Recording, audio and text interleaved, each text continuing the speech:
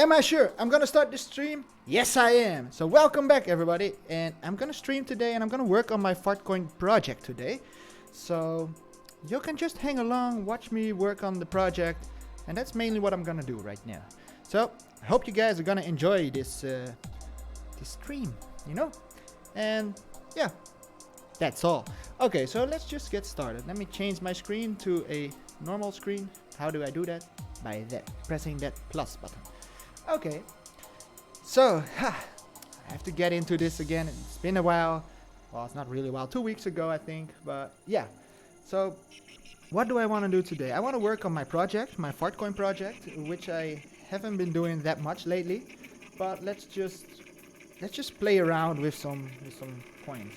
The idea that I had today was to download the LiteCoin source code to work with that and try to rebuild it for a wallet. So the thing I did yesterday was already downloading the LiteCoin source code, so we can check that out. And I compiled it just to know for sure that it will work. So let's just check. So this is the LiteCoin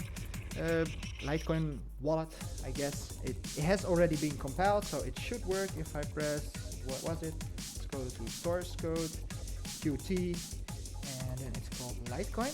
So what I'm doing right now is, as you can see, I'm here in this folder LiteCoin. That's the same folder here. I did that by right-clicking Open the Terminal.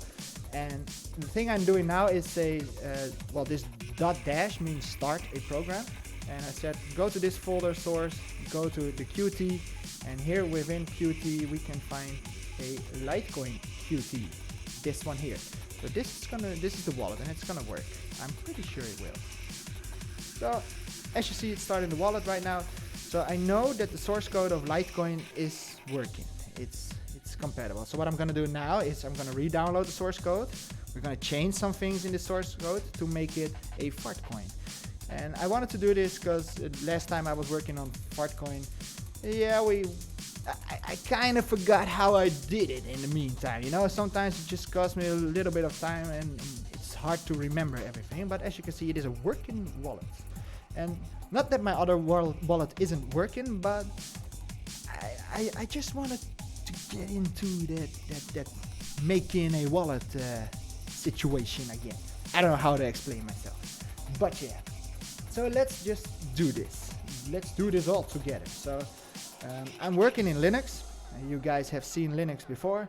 I'm using in Windows because I am officially in Windows. As you can see, this is Windows, and I have this Oracle Virtual Machine VirtualBox Manager. Within this I have Ubuntu 16.04, and I've run it, and I have already pre-installed all the dependencies, so we don't have to do this again. Because I don't know if you guys remember that last time that we went live, I was compiling a Windows wallet, and it cost a lot of time to compile that wallet because we had to download all the dependencies while we were streaming. So this time I did already download the dependencies. Well, they are already installed on my system. So let's just get started. So my idea was to work with this LiteCoin wallet, but let's just change this name to LiteCoin Original or whatever, so that we know that it's the original one, and let's download LiteCoin again. And we're gonna do that by using the Git option, and I'm gonna show you what we're gonna do exactly. So let's go to the internet on our Linux, and we're gonna go to the LiteCoin GitHub, where we can find the LiteCoin source code. So let's go there.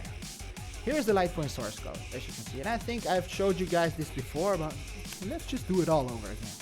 So here we can find the source code of the LiteCoin project. We could choose Bitcoin as well, but I have used the LiteCoin and the Dogecoin wallet for my Fartcoin wallet. I use that as the basis because it is an already working wallet, so why would I try to reinvent the wheel? I just want to adjust my wheel to make it more, let's call it square. Yep, whatever. Well, you guys know. So what we're gonna do is we're gonna download this bunch of files. As you can see, here is the source, and as you see, a lot of files, but we can all download them together. There are two ways we can do that. I have showed you in some of my tutorials before that you can use this clone or download option here, that you can download a zip file, a clone of the wallet, but we're gonna do it differently. We're gonna do it the cool way, you know? So let's move this screen over there. Let's go back to our terminal and let's watch at the same time what's going to happen here. So let's do this, press Control H. So these are the normal folders, and just a small tip: if you press Control H here in Linux, you can go from hidden folders, as you can see, all these hidden folders, to no hidden folders. What we're gonna do is we're gonna download LiteCoin. So let's git clone http www.github.com. So we're just gonna go, let me show it here. We need to add this entire line here. So this line, we're gonna clone that. So github.com/ it's the LiteCoin project, yep, dash litecoin.git. That's the extra thing, the .git. So now it is cloning.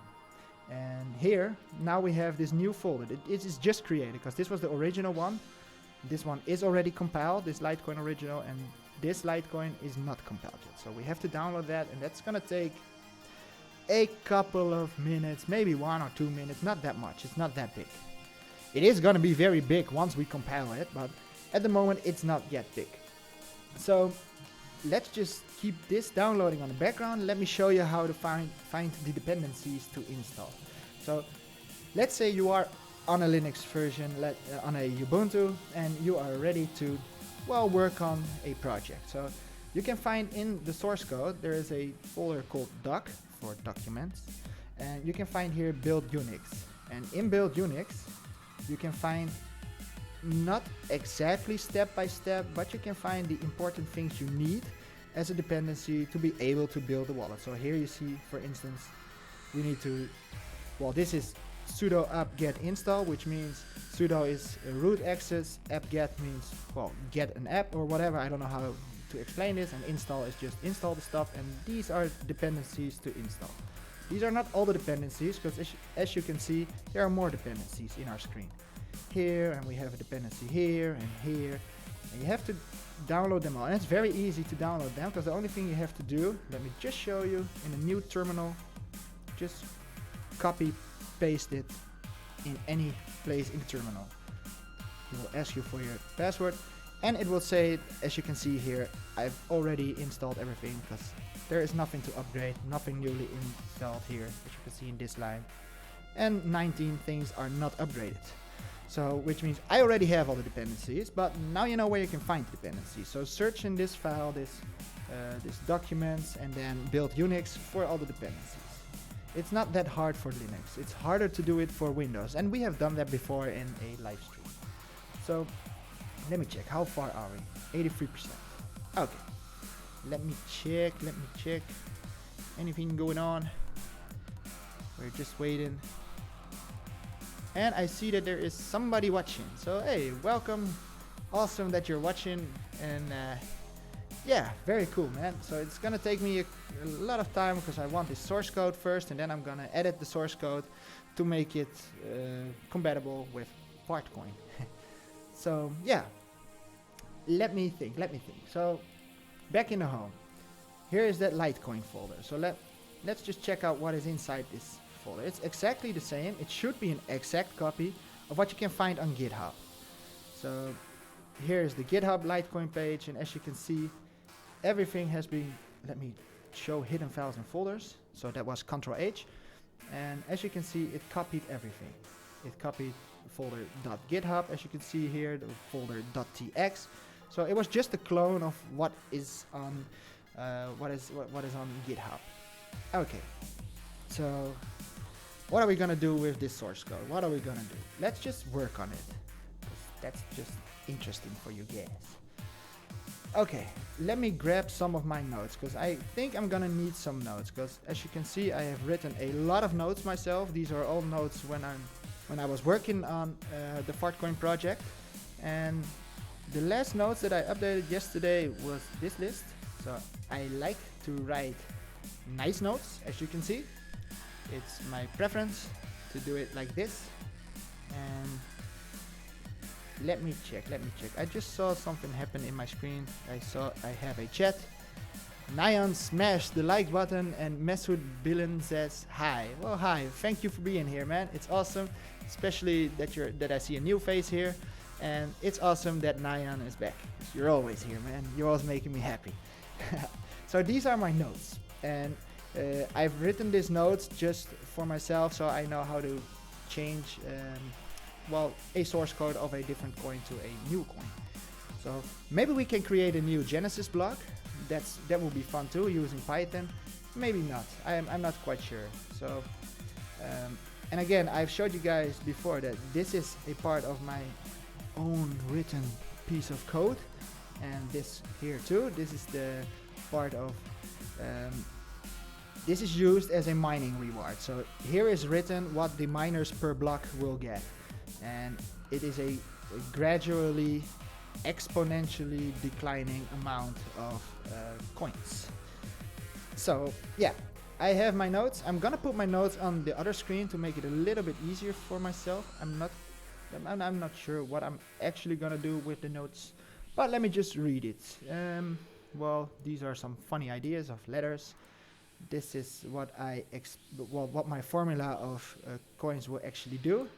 So what does it mean?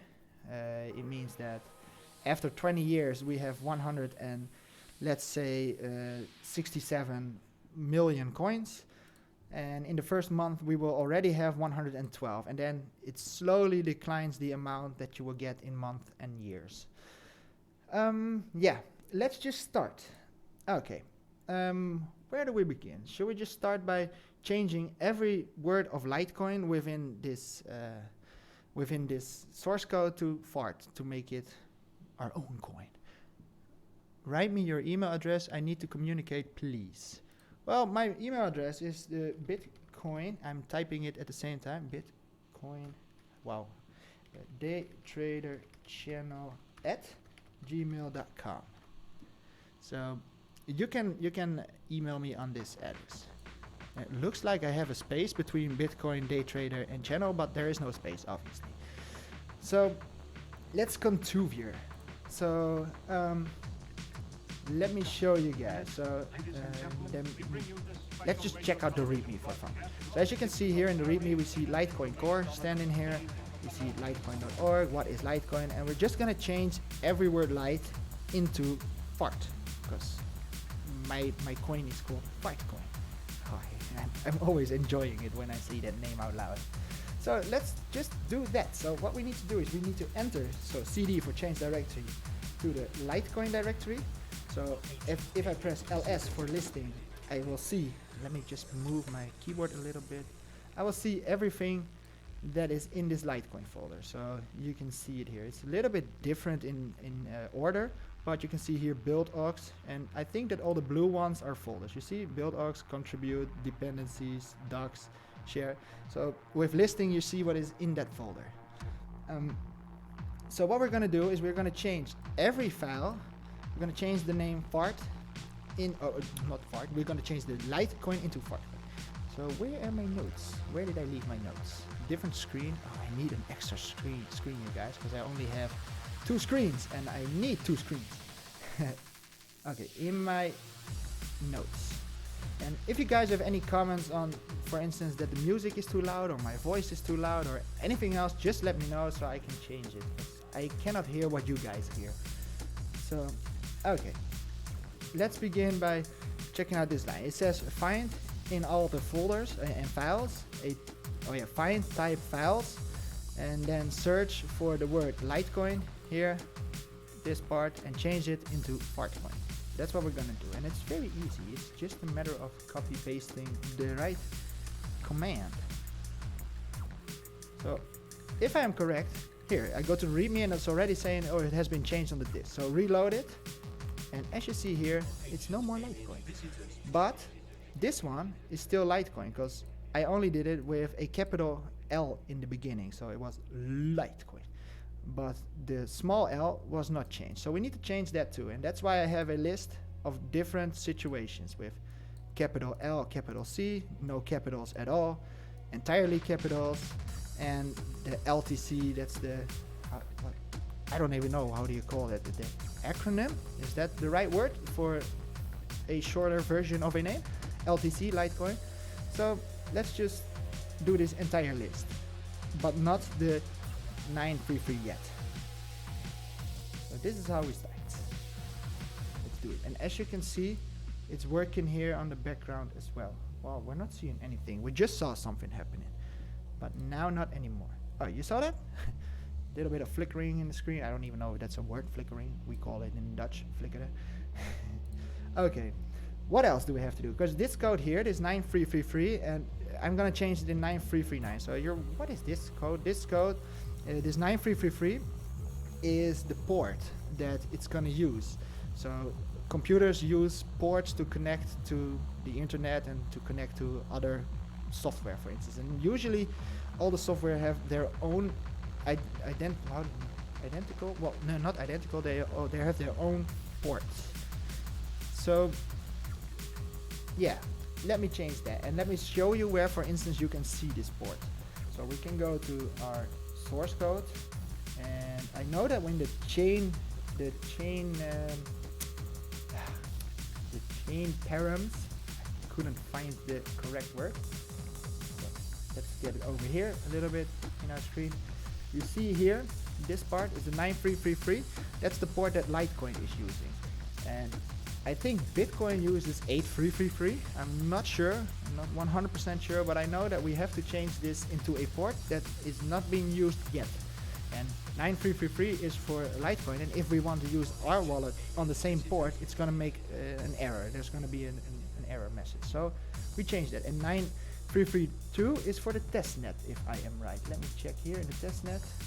Well, not even any more than that probably was before, but we're still going to change it, because I know that in our source code there is no part of line with 9333.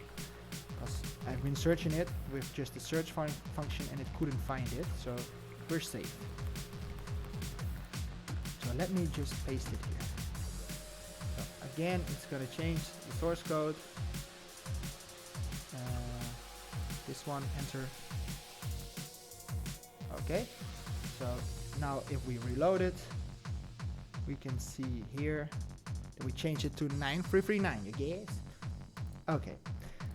So what is the next step? My next step is to change the words Litecoin in all the files that we have in our source code to Fartcoin, because there are still some files. So if we go back to this Litecoin folder and we say search and we type Lite, we still see that there is some Litecoin stuff going on in here. You see Litecoin QT, Litecoin. So we want to change that. So the way we change that is with this command. So what it says here is search for type files with the name Litecoin, and then read it and change Litecoin into Fartcoin. And later on again, do it with the capital L. I don't even know if this is necessary, because I don't see any capital L. So I think we only need the top one. So let's change this one. So we go back to this Litecoin folder and we say, do this. Bam. You see, these are all changed now. And we still have a couple of situations where we have the word Litecoin, so let's do that by hand. I don't like this. So let's change this to Fartcoin. And this is QLite, we don't care. Litecoin releases, is there anything here? No, go back. And let's change this to Fart as well, just to be sure. So now if we search here for Lite, we're only going to find this database bench SQ Lite free, but we don't care about that Lite. Send me 1000 fart coins, please. I cannot do that right now because I'm still working on the project, so it's not yet finished.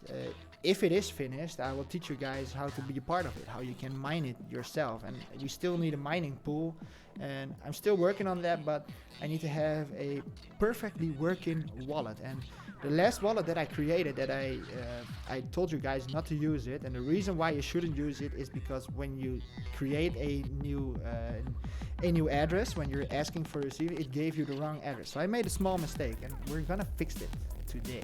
I think I'm gonna be able to do that. But I thought, let's just start all over again with the latest LiteCoin version, literally the latest updated version, because I think that LiteCoin 16 is about to be released anytime soon. And the reason why I think that is if we go back to the internet, go back to the LiteCoin. No, not this folder, that's not what we're searching for. Let's go back to LiteCoin Project, to the releases. We can see that 15 is the latest release, and 16 was a almost release version at April 24th. So that's a couple of months ago. And 22 days ago, they created this 16.2 RC version. I got a GTX 1080 Ti, so I'll give mining a go. Yeah, awesome, man.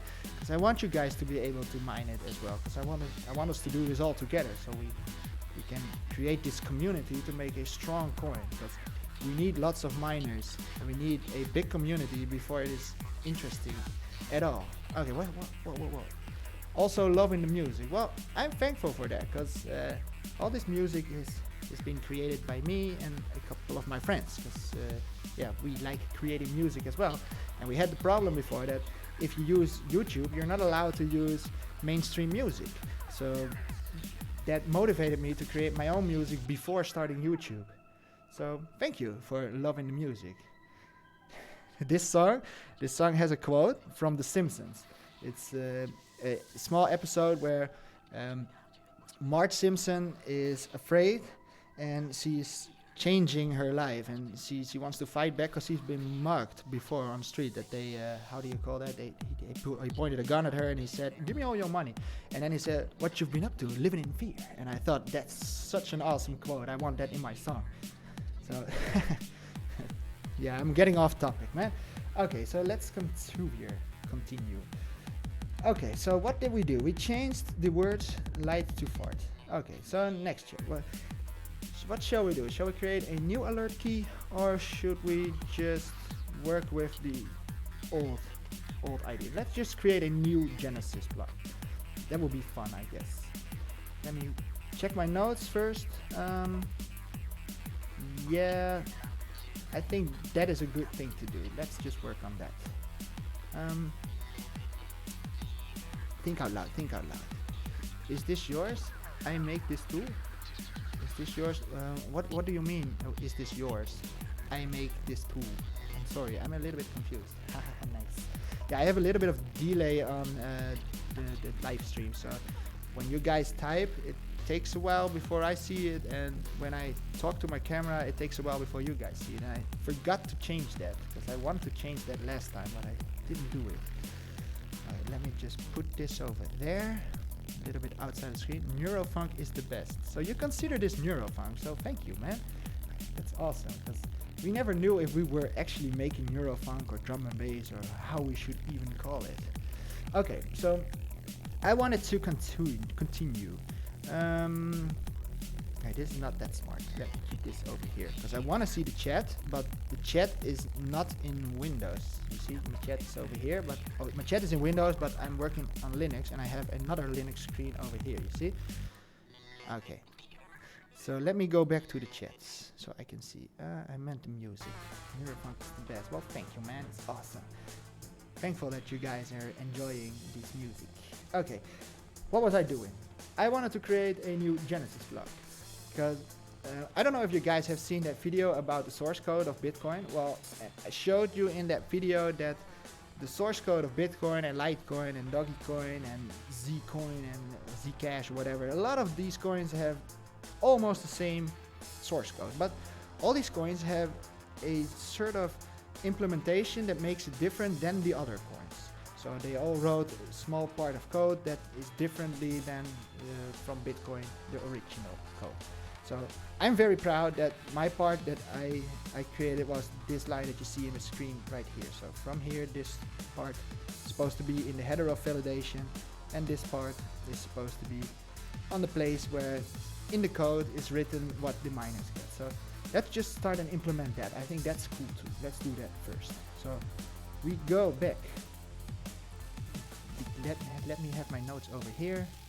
Is the chain params over there. Let's search for the validation file.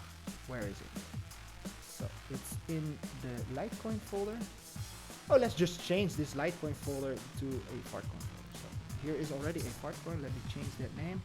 This is Fartcoin 16.1, and And today we're working on 16.2. I think that's what we're gonna call this. Fartcoin 16.2. That would be a great name. And the reason why I chose 16.2 is because LiteCoin is also in 16.2. So Fartcoin 16.2. So here we need to go cd space double dot, go back and say change directory to Fartcoin, not 9, 16. Well, oh, I have it with a capital F, sorry. Fartcoin 16.2. Okay, let's go into this folder, let's go to our source code, and let's search for, what was it called, the validation file. So within this validation file, the header, I have to add a part of the code, because this part of the code here is connected with what is written here. So what this actually does is, I wanted to be able to have how do you call it, fractions in rewards, and usually with all the coins I've seen nowadays, the only thing they have is integers, so whole numbers. So you can either get 1 Bitcoin or Litecoin or 2 or 3, but no 1.5 or 1.2 or 1.2567, whatever. It's always a whole number, and I didn't like that idea. So I wanted to be able to break my integers here. Oh, what am I doing? Not do this integer here. So I want to break it into 2 parts to make it a part in front of the comma or dot and behind it. And in our language in Holland we say always dot, but I know we say comma, I'm sorry, and in English they say dot. So whenever they say 10.5 they mean 10.5, and we would say 10.5. So I'm sorry if I'm a little bit confusing when I'm talking in English. Okay, so this part is supposed, this part here supposed to be somewhere in here, so I usually put it just in the top of this file over there. So save this. There's the validation.h, the headers, and in the validation.c++ we have to find the part where LiteCoin says that it's gonna reward the miners 50 Litecoins at a block and less in the amount of time, or in a certain amount of time. Oh, it's here. Amount get block subsidy. So it says the integer of the height of the block, so this is the number of the block. So if it's the first block in the blockchain, it is number 1, 2, 3, whatever. And here we have a constant consensus params and consensus pairs again, and that is, I think, found here, if I am correctly. And this, yeah, here we go. I think it's taking this part here. It's the subsidy halving intervals, which means every 840,000 blocks, the subsidy is being halved. And I don't like this idea, so I'm gonna make a comment of that. But I'm not gonna use that technique. I prefer having not this halving here with an amount of 50 times coins and then it's halving every time. And I've showed you guys this in that one tutorial about, or not tutorial, video about the source code, that I didn't like this idea. So what I do is I just delete everything we see here, and I'm gonna insert my piece of code, which I am a little bit proud, you know, not too much, but just a little bit proud. So copy this part. So I didn't copy this bracket. I don't know if that's the, I think this is a cat and the other is a bracket, but let's paste this here. And as you can see, it is already changing a little bit of the colors because it knows this is CPP, and here it is not CPP, so that's why the colors are different. But it knows here, well, that this part of code is probably correct. It did work before, so I'm pretty sure that it is working. Let me save this file, the validation.cpp, save it. So what we did now is we wrote a little bit of validation here, and we go to, let me go a little bit up here. So this is the other part that we created in the validation.header, and we have a couple of words that are the same. As you can see here, height divided, and I use height divided here. So it is, and here, so it's working together, these two files. And what it actually does is just being able to make a fraction. That's just all. As you can see here, I only wanted A to be divided by B, or the first value divided by the second value. But you cannot do division with whole numbers. If the rule is you can only have whole numbers. So if you say I have 2 divided by 3, you get not an error, but you don't get exactly 2/3, because it just doesn't work with integers. You probably get with 2/3 it will be 1 as a number. I'm not quite sure, but or you get an error. And so when I first tried this, I got a lot of errors because I did a division and my computer didn't like divisions. It was like, well, not even my computer, just the source code. It was like, no, it's not gonna work, you guess. So yeah, I made this little bit of code just to fix that. And yeah, let's continue. Oh, let me check the chat. Is there anything? Is this your from test? Okay. No more. Doesn't matter. Okay. Let me go back to my notes. So where was I? Whoa. Nayan, please check whether the coin P2HS address is secure with hash 265 instead of hash 1060, because with hash 256 you get 128 bit of security, or use base 32 address format like Bitcoin back to add. Okay, these are a lot of words that I don't know exactly what they mean. I'm sorry. P2SH address? I'm sorry, man. I don't know. Get out of here, comment. Because with hash 256 you get, well, I have to analyze your entire comment, man. But let me just continue working on this and check it later. And Nayan, I wanted to tell you that I did read the From Zero to Monero. It was an interesting book. There was a lot of hard math in that book, man. I can show you the math. How do I do that? Let me get to another screen. Where did it go, man? Here, my desktop. So I download the Zero to Monero, and I did enjoy reading it.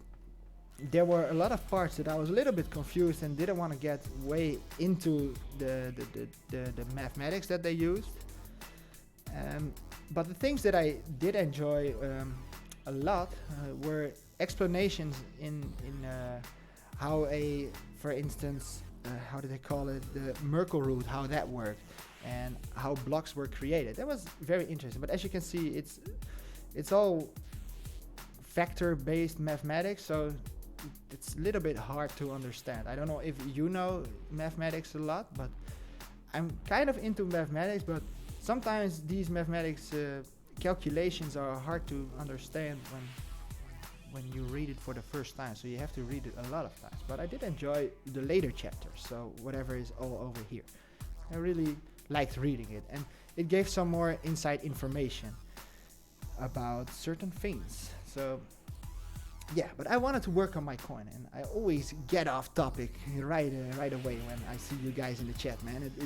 You always inspire me to read other things, and then I'm like, oh no, I'm here on a mission. I'm focused, even though I'm not that focused. Okay, let me continue. What else? We need to change the seeds in the chain param seeds. So these are pre-configured seeds, these. So you'll be like, what the hell is this? And how did you get this weird code? But these are IP addresses. So how can I show you how I did create those IP addresses? I think I wrote it in this note. I'm not sure. Oh, it's already here. How did I create those addresses? Well, I don't know exactly. I used Python. I found a small script, Python, that can change IP addresses with normal numbers into these hexadecimals. So we have to change that. Did I just close? No, it's not. They're here. It says chain param. So let me go to change chain param. Oh, in source chain param seeds.h, the header. So these are all from LiteCoin, and these are all hard-coded IP address that your wallet will automatically try to connect to. So it is important for me to eventually have a bigger list of hard-coded IP addresses, because these addresses are just mine my friend Serge. You've seen them in my video, my live stream about the Bitcoin music. And that's it. And a family member. So these are not the best. It's not a big list of IP addresses, but it has my IP address. So whenever my computer is online and there is another wallet trying to connect, then they will find each other because it will automatically search for my IP address. So I think this was my IP address, the first one.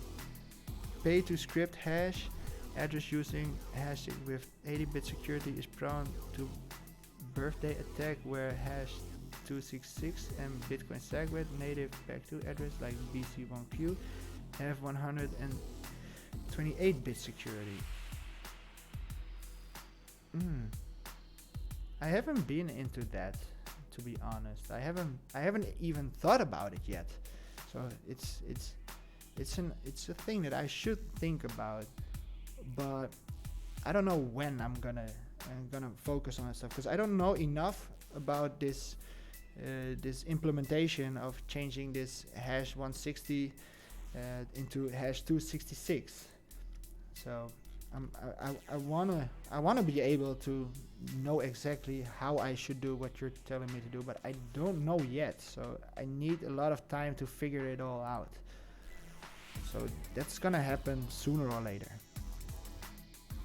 256, 66, obvious. It doesn't matter. I just wrote what I saw, but I know there is no 66, but 66 is nicer, you know. It's closer to 666, and it's always something that I thought was funny, you know, how people can get upset by the number 666. So yeah, okay, so we changed the IP addresses that it should find automatically, and let's go to, what did we do? We do this part, we do that part. Let's start with let's install a new Genesis block. That will be interesting, I think. Let's just create a new one. So how do we do that?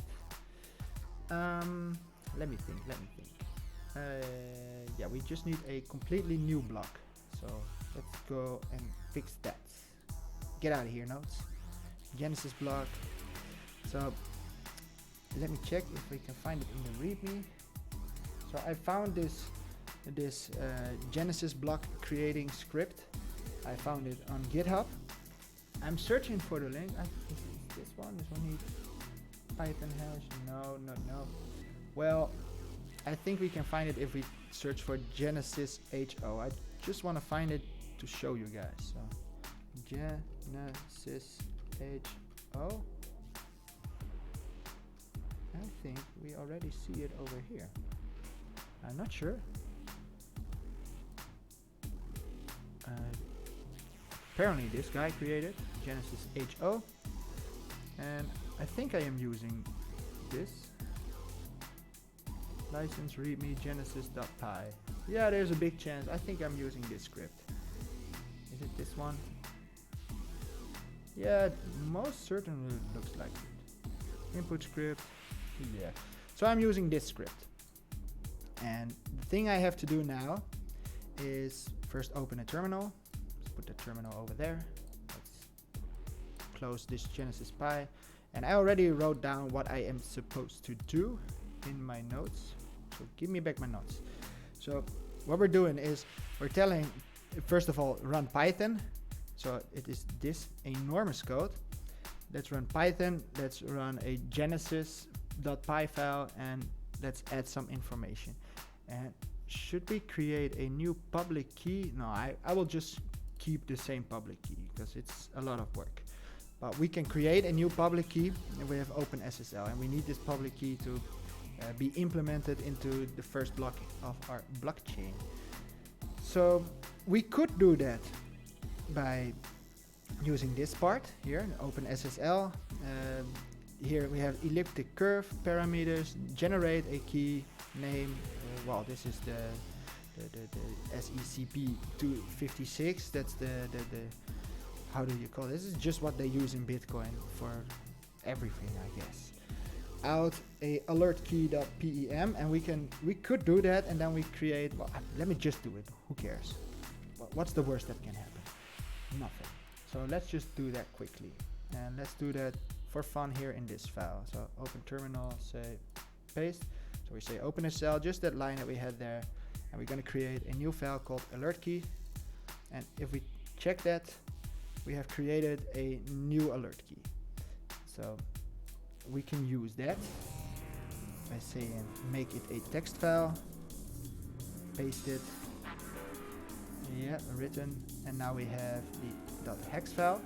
And I've showed you this before in my generating private key video, which was for some guys called it a scam, you know, but I've showed you this, that we have a key pair. Sorry, I couldn't think of it. We have a private key and a public key that is connected to each other using the elliptic curve. And if we would delete all these double dots here that we have in this line here, we can eventually, with a little bit of work, we can create a line as big as this. So let's just do that just to get into this stuff. So I need this line here, and I'm gonna change it down here quickly. Okay, let me first delete this. This is very annoying work, but it has to be done. So delete. Let's grab one thing. Let's say we want to edit, and we want to what? Find and replace the double dot for a nothing, and find the first one. No, I want to find it here and replace. So I'm gonna do it by hand because I don't want to replace them all.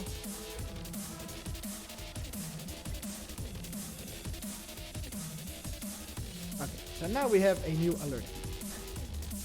That was a cool trick. Let me just put that alert key first here in my notes. So my new alert key, and we're gonna use that alert key to make the Genesis block. So we have to put it at the same time here at this line. So we have copied it over there. Then what we need is to give a time of our first block. So the first block would have its own time, so that we know that it is at the moment, today, you know. So let's start with that. And how did we do that again?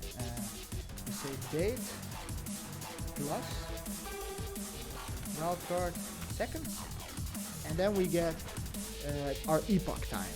And our epoch time means the amount of seconds since, I think, 1970.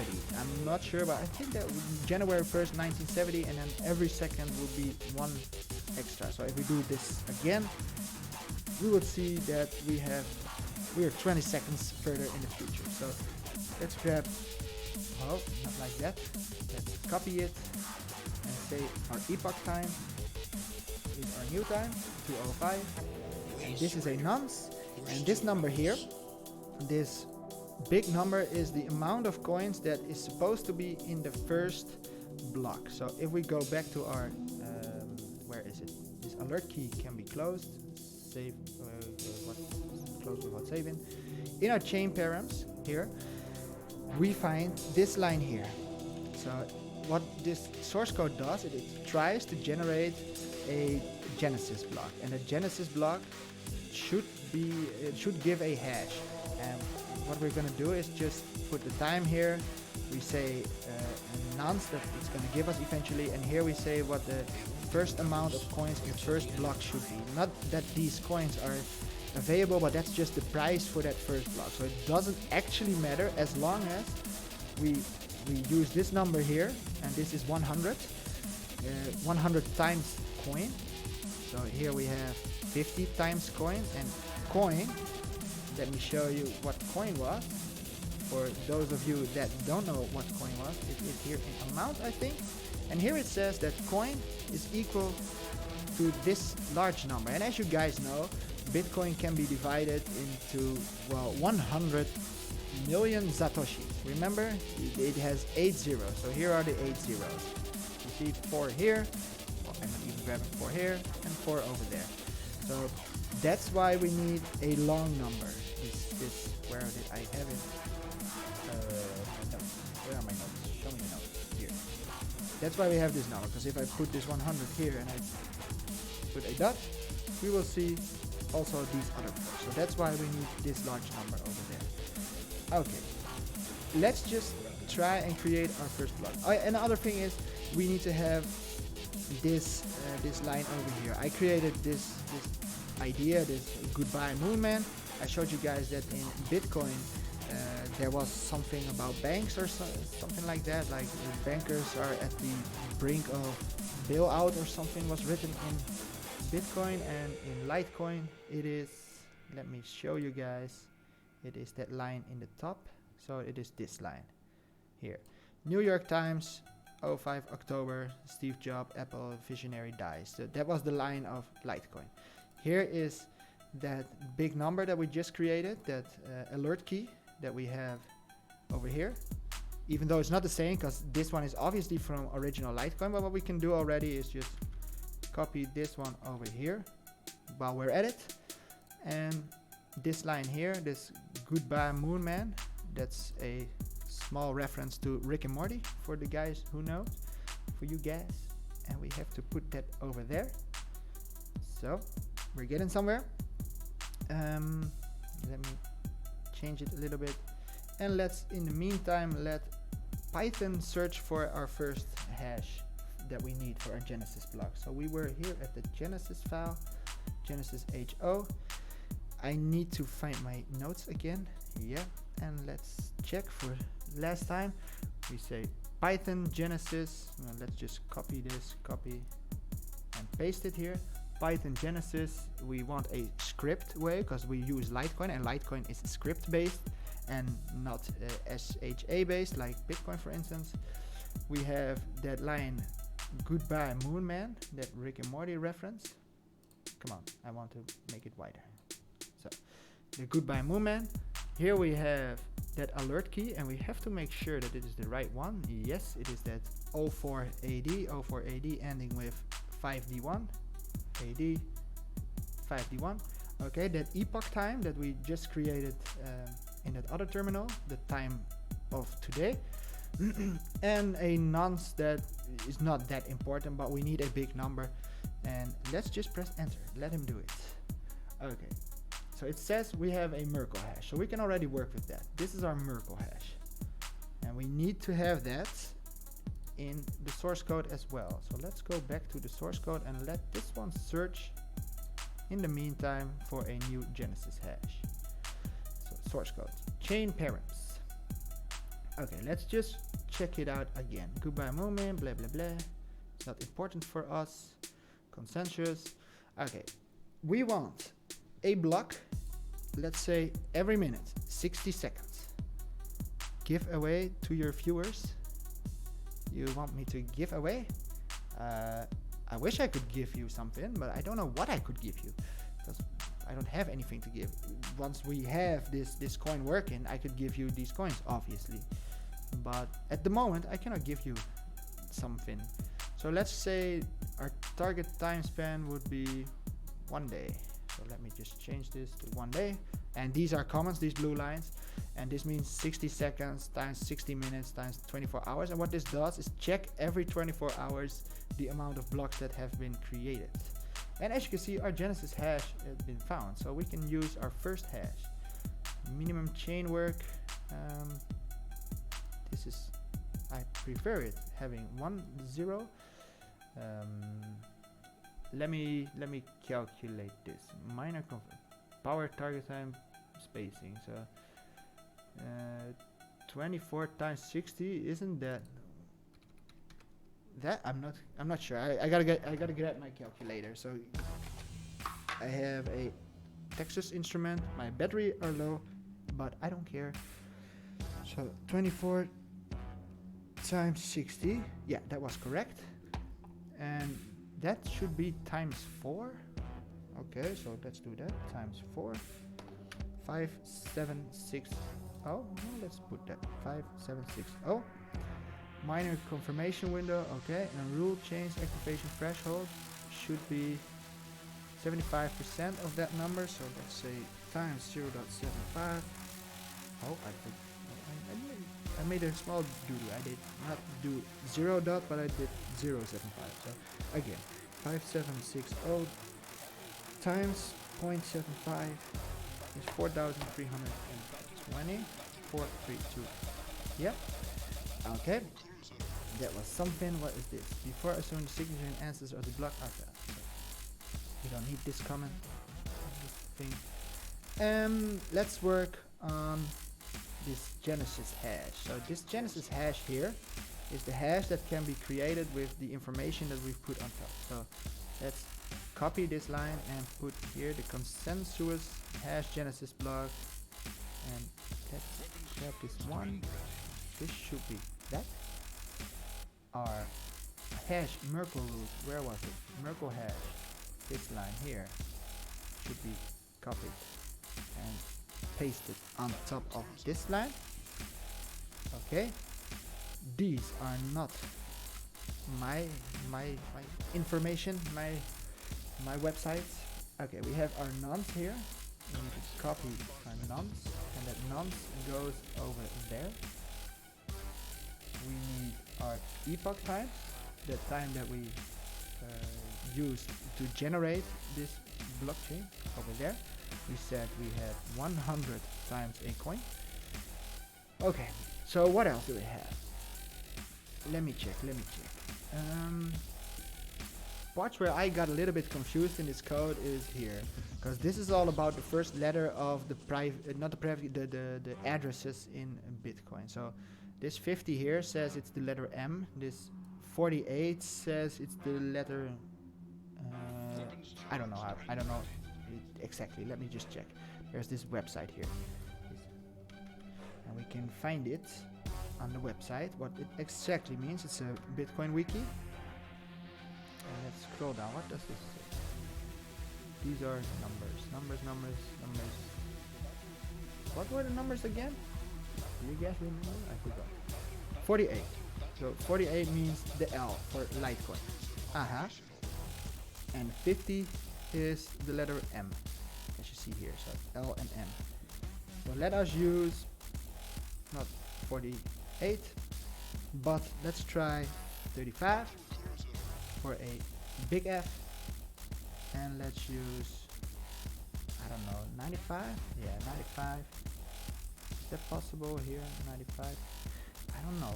I don't know exactly if this is gonna work, but we're just gonna try. Okay, this is not supposed to be this, but it's supposed to be, I think it was dnsseeds.com. So what this actually means is this is a direct link to my IP address at my computer at home. So this will send you to my PC at home. Okay, we need these checkpoints, and let's delete all these checkpoints because we do not have a blockchain yet. So we do not have the block 1500 this hash. We only have our first block, so block number 0. And we know for certain that this is gonna be the hash, that hash Genesis block. We need that over here. Paste it over here. We need our epoch time, that's this time. That block is generated, we need that over here. The total numbers of transactions between Genesis and the timestamp. So it is the Genesis block, so there are no transactions. Estimated number of transactions per second after the timestamp. Well, I expect it to be a little bit less. Let's put something, it doesn't matter that much. What's going? Could not find the file home, LiteCoin. Oh, that makes a lot of sense. Okay. I changed the folder name LiteCoin to Fartcoin. So it is obvious that it is not working yet. Let's just grab this entire code, copy it, and reopen the right file, because I changed the folder name. Here see LiteCoin source, and I changed it to Fartcoin 16.2. So here we need to open the chain params. That same file, put it a little bit over there. So this is still the original from LiteCoin, and this is the change source code. Nice. Okay. So we're getting somewhere. So this was all for the main network, and oh yeah, we need to change these messages. So I've created a small list. So you want to change this, close without saving, doesn't matter, because we just copy pasted it over here. Where are my notes again? Where are my notes? Is there a note? Is there a note? No. Here, these are my notes. So I already created this before, so I'm just gonna use this information. The message start, I don't know exactly what it means. I know that it is hexadecimals, and I think that they needed to connect to other wallets, but I'm not sure, so I'm sorry that I cannot explain what I'm actually changing here, because usually I can, but I chose before for F2 CA. I changed it a little bit, as you can see, not too much, but I didn't want it to connect to LiteCoin, obviously, because it's not LiteCoin. And these public key and secret key, I kept them the same. So no changes over there.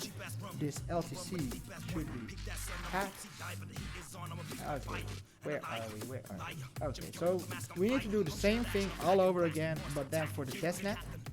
So it's not fun to do, but we have to do it again.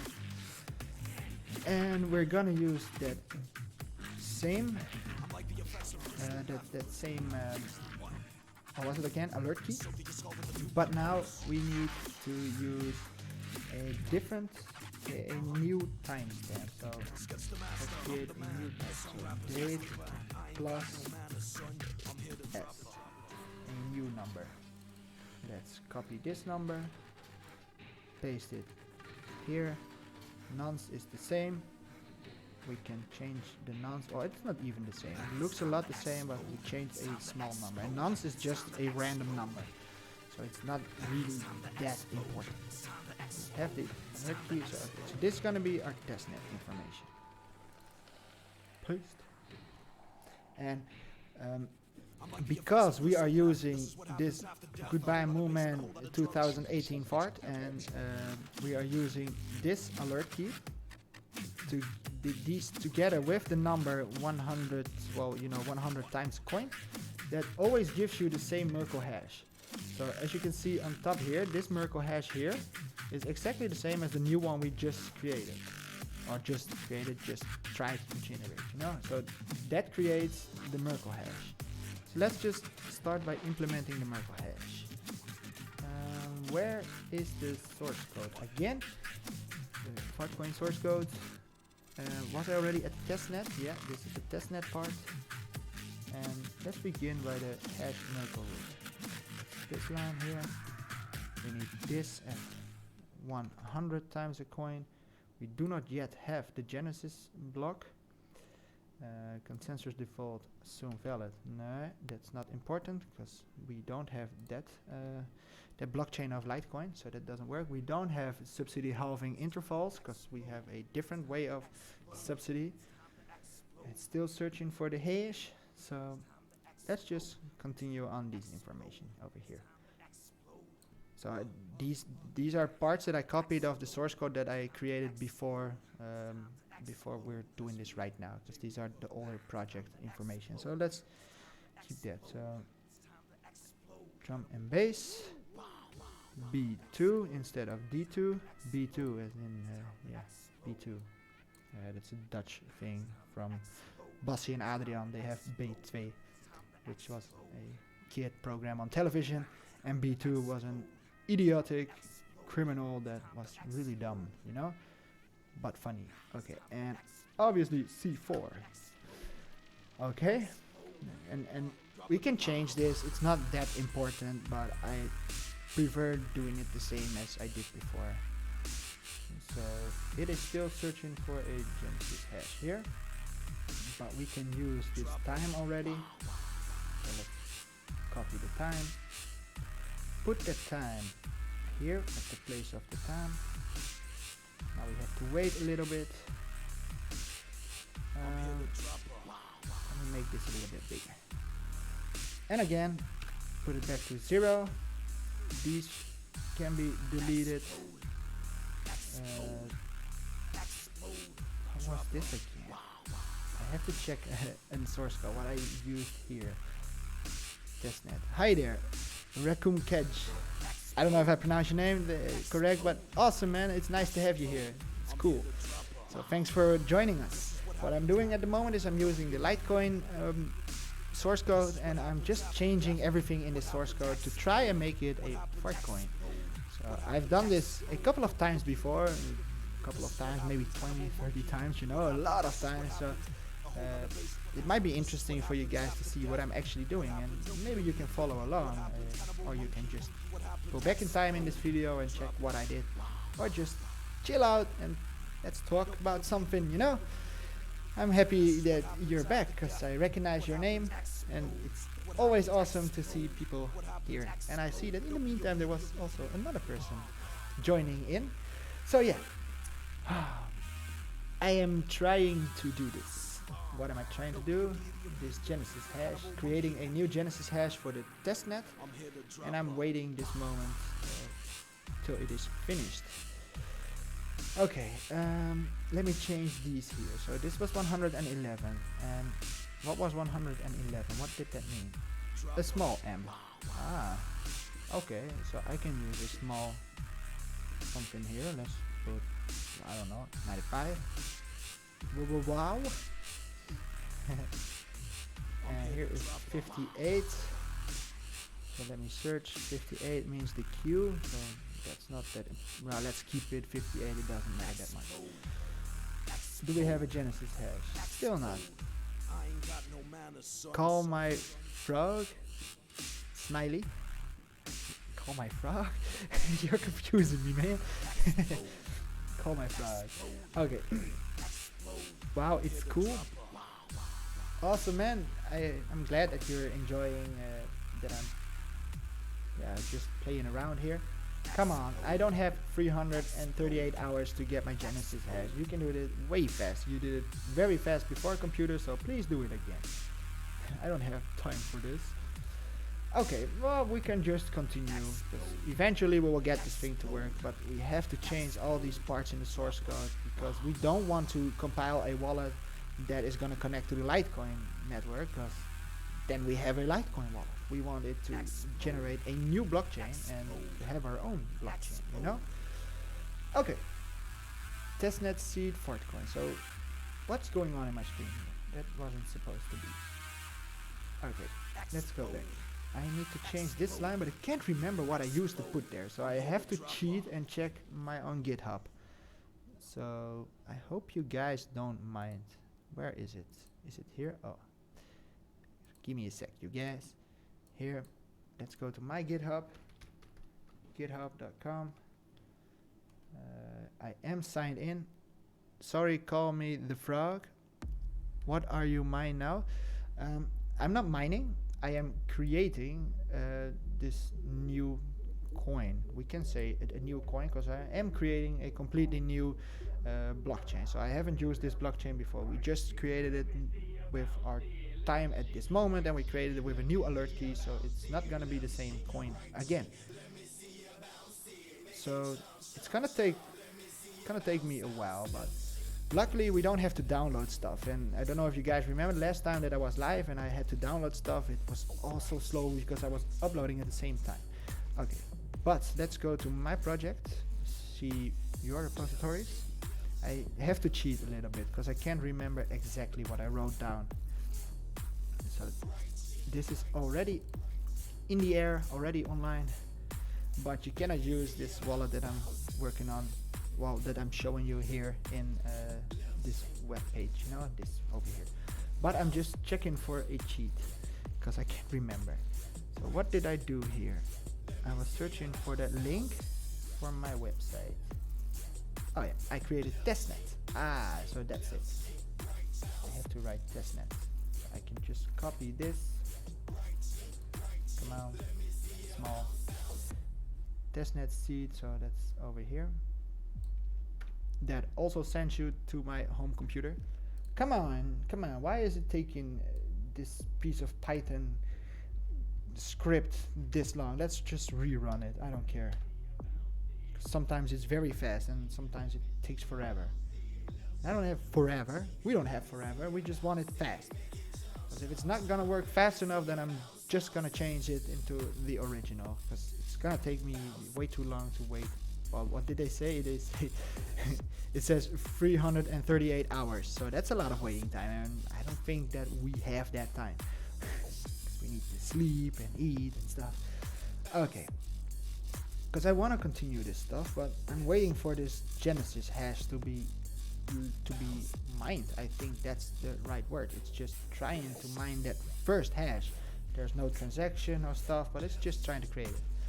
What is your Python level? My Python level is below beginner, I guess. I'm not sure, but I'm not a good Python writer. I can read it a little bit, but if you would send me a big fat program written in Python, then I wouldn't understand crap, because I haven't done much with Python yet. The only moment that I've used Python was when I was trying to create a Poloniex trade bot. So that's the only reason why I had to learn Python, because I didn't need Python. My C++ is a little bit better, because I can read it a little bit, but it's still very hard. It's not easy, all this stuff. And I'm not a programmer, or how do you call that, the original, you know, I am officially a multimedia designer. So there's a little bit of programming in multimedia designing, but it's not comparable with, for instance, this entire huge ass Bitcoin, LiteCoin program, because it's a big program, you guys. I could not write it myself. I am no Satoshi Nakamoto. I am not a team of programmers working for 20 years to create something. No, I am just a guy very interested and enthusiastic about Bitcoin. But come on, why aren't you generating a new hash block? Come on, I don't have this time. I don't want to do this anymore. I don't like this waiting game. So let's just grab my notes, continue, and just get back to this file later in time. So what do we do? You see, I have done this before. You know, I have tried it before, but I wanted to show you guys how to do it. So yeah, let's continue. What was important to do? I wanted to change the client version. I think it is already changed, because we automatically changed all the words in the script. So let's get this a little bit out of the way. Oh, I'm forgetting that this part of the screen, my face is probably a little bit in the way. Am I right? So I keep forgetting that when I am streaming, because I can see obviously that part here of my screen, but you guys can't see it because I think my face is in the way. Okay, but what am I supposed to do? Change the client name to Fartcoin, but I think that's already been done. But let's check it. So it is in the client version. So here is that client version.cpp and Fartcoin core. Well, I can live with that name. That doesn't matter to me. Let's close it. What is this? This is not important. It's from way back in time. Let's get back. The maximum amount of money. It is not the maximum amount of coins that are allowed. It is the maximum amount of coins that can be addressed to one private key. But this number is way bigger than the amount of coins that will ever be generated. It's twice as big, I think. Because if I remember correctly, I have it on top of my notes, and my formula will create eventually these amount of Fartcoins. So it's 166.9 million coins after 20 years. So it's gonna take a while, but so the maximum amount should be something like this. So let's change that. Where was that? Amount? Am I correct? Go back to that notes, because I have written down the names of the files. Because as you can see, these files, there are so many files, man. It took me so long to figure out where to find important information to change. So amount.cpp. Amount CPP. Where are you? Amount CPP. There is no amount CPP. Let me search. Amount. Is there a amount? There's only amount.h. Is it in there? Yeah, it's in here. We can see it down in the screen. So it's already open in another window. Okay, so we don't have to do it here. Where is it? In what window? There is another window here. Okay, so we have amount here, and this number should be changed. So LiteCoin says the maximum amount is, what is it? 84 million. So that's 4 times the amount of Bitcoin. That's the maximum amount. But I don't know exactly. This is not the total money supply. Since it's forked from, oh sorry, I'm reading a comment. Since it's forked from LiteCoin, which complements Bitcoin and which is current soft fork of using SegWit to remove signature from transactions in a separate witness data and options to use prune node. Is that a comment or something? Since it forked from LiteCoin, which complements Bitcoin, and with its current soft fork of using SegWit to remove signature from transactions in separate witness data and option to use prune nodes. Since. I'm confused. Okay, well, let's just continue. I'm sorry. This part here. I did just create this. It doesn't matter. It's just a number. So, save. I have never tried it, but I'm very curious what would happen if I would change this amount of coin. What would happen if I put an extra zero? what would happen if I delete the entire number? I don't know what will happen. Because we are all used to have, for instance, $1 equals 100 cents, or €1 equals 100 cents, or £1. You know, it's all 100. And Bitcoin is the first time I ever encountered something that had 8 decimals, you know, that's a lot. Okay, let me check. Do we have still no hash? I don't like it. Takes my computer way too long. Remember that first one? It was so fast, and now all of a sudden it's taking forever. That's stupid. I don't even know why. But yeah, that is not that important. We can live with this. Okay, let's continue. What was it? Oh yeah, the consensus, the Coinbase maturity. Oh yeah, that's important too. So, what was it called? The consensus. That's consensus. Does your coin also use this fork, this soft fork from the code? Have you heard about the 42 coin? I have heard way back in time. Am I correct that there were only 42 of those coins? And I don't think that you can call this a soft fork. This would be a hard fork, I think. But I'm not even sure if you could call it a fork, because I'm not using an original blockchain, so I don't know exactly. I think you can call it forking, because I am copying the source code, but I'm not copying the blockchain and all the information of the blockchain. Like for instance, you guys know that Bitcoin and Bitcoin Cash. Like Bitcoin Cash was a fork of Bitcoin, and they forked the entire blockchain as well. So if you would have money on the Bitcoin blockchain before the 1st of August of 2017, then you would automatically have that same amount of coins from Bitcoin in the Bitcoin Cash blockchain with the same information. So with the same private key would give the same address, and the same address would need the same private key. So what this means is it was just a copy, but ever since that date the rules changed, and they hoped that everybody would move to the Bitcoin Cash blockchain, but that didn't happen because it happened way too fast. Use this software from the code. So I don't know, I'm just using the latest version of LiteCoin. So I think that whatever is implemented in the latest version of LiteCoin will be in this coin as well. But like I said, we're not yet there, you guys, because I'm doing this all on my own. I have no how do you call it, programming partners. Nobody is that much interested in this stuff because they think it is very hard, you know, even though I'm not sure that it's very hard. You just need to be stubborn, you know.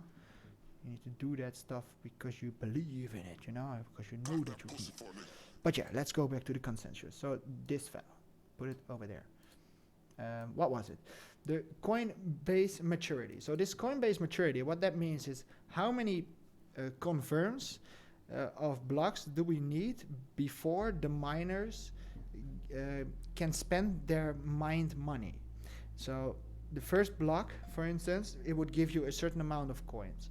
And this says that we need at least 100 blocks on top of that first block to be able to spend that first money. It would be immature coins, as they call it in these wallets. So our Coinbase maturity, let's just, I think 100 is a lot. Let's just change it to whatever, 20. 20, yeah, 25, 25, nice one. And I think that somewhere in the source code is also another 20 somewhere, so I think we even need 45 blocks. So I'm not sure about this, but I can remember that from older wallets that I thought, oh, it's gonna be 20 blocks, and I think that there was 10 or 20 somewhere else in the source code, but I'm not gonna search for that right now. I'm just gonna be fine with it. I accept it for what it is. Okay, and these are not important. The witness scale factor, no, because I don't know exactly what will happen if I change it, so I'm a little bit scared, you know, because I want it to work, and we can change it later. So what is this? Change interval net processing, source net processing. What was this again? Let me just search for it. I can't remember. These nodes were created a long time ago, and I'm still pissed off that I cannot implement this new Genesis hash. So I think I'm just gonna go back to my old one. So I hope you guys don't mind that I'm not gonna use this new one, but let's just do the old one because I wanna keep on working. I'm not in the mood to wait a lot of time while I'm still working on it. So let me just change a couple of things to be able to work with it. So do I still have this information over here? I can't remember. Let's just grab it from a older original version. Home. I need to use two screens right now, or else I accidentally gonna confuse some stuff. So I will be working a little bit on my screen over there. So I hope you guys don't mind. But I'm taking my 0.9 version. That's my first working wallet that I created, and I'm just gonna use that blockchain information. I am currently learning how to program FPGA chips for very quick calculations. The language of VHDL drives me crazy. The language of VHDL. I don't know what the language VHDL is, but I can imagine. Because I think that programming itself makes you crazy if you work long enough on it. So I like to change. I have these phases. And there's one moment I like to program, and then all of a sudden I stop programming and I'm into other stuff, which is not a good thing to do, to be honest, because you get out of that flow, you know? You forget stuff. I'm just gonna grab this chain params, put it on a other screen, a little bit outside of our view, and the reason why I do that is because I want it to be over there so I don't accidentally mix those two chain params up, because if I put them together, you can see that they look a lot alike, so I can get confused very quickly. But whatever, let's just try it. So this is the 0.9. I want this information over there, from here to there, here, there, here, there. Okay, I can do this. Let's just do that, because I want to continue. What was this? PH message starts. Let's put that back where it should be originally. Oh, that's still the same, as you can see. The alert key. Oh.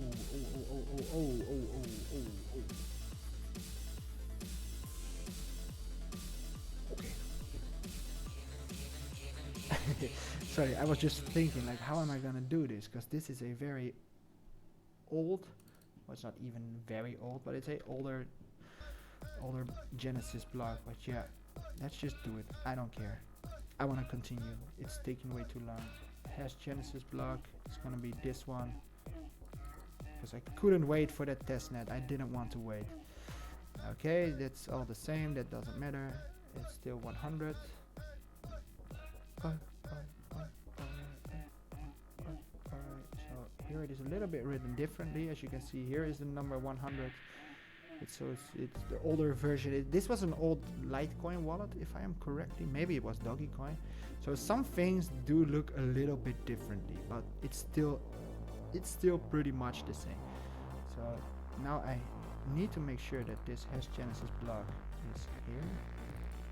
So give me a moment, you guys. I'm sorry that I'm doing stuff double, but I think I have to. Okay, so that was the first net, and then we go to the test net. And our test net, what should we use? Let's say again 1 day, 60 seconds, so every minute one block, and 1 day. It's not even that important. We don't need to copy the alert key because it's already on top of the script. Testnet. Whoa, my scroll was a little bit off today. Let's just copy paste this. It's another copy. Whatever. Because I just wanted to continue, you know. And I didn't like it that I was waiting on that Genesis block. So it is this Genesis time. It is this nonce, a little bit smaller. I don't prefer smaller ones. This is the hash Genesis block here, and our Merkle root should be the same because we use the same information. So the Merkle root can be copied over here, and while we're at it, we can copy it over there as well. It should not be testnet LTC, it should be testnet fart. What else do we have here? Thinking out loud. Default port 93. Well, let's put a 9 here because we've used that port 9339, so we still want to use that. Consensus. Well, about target spacing. What was that again? It was 1440, and 75% of that would. Okay, I can calculate a little bit, but not that well. 144. Times 0.75. Oh yeah, 1080. I should know that because these numbers are known to people that edit. Because sometimes you have HD ready, and then you have these amounts of pixels. Or if you have a square screen with 1920 times 1440. I've seen the number before, so I don't know. I should have known, but I didn't. Okay, so. Did I copy this? Yes. Okay. And is there a regression test? Yes, there is. Oh yeah.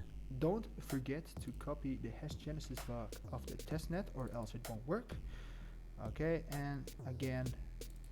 Oh, I think I already copied this one. No, I did not. Nice. Okay, so 0.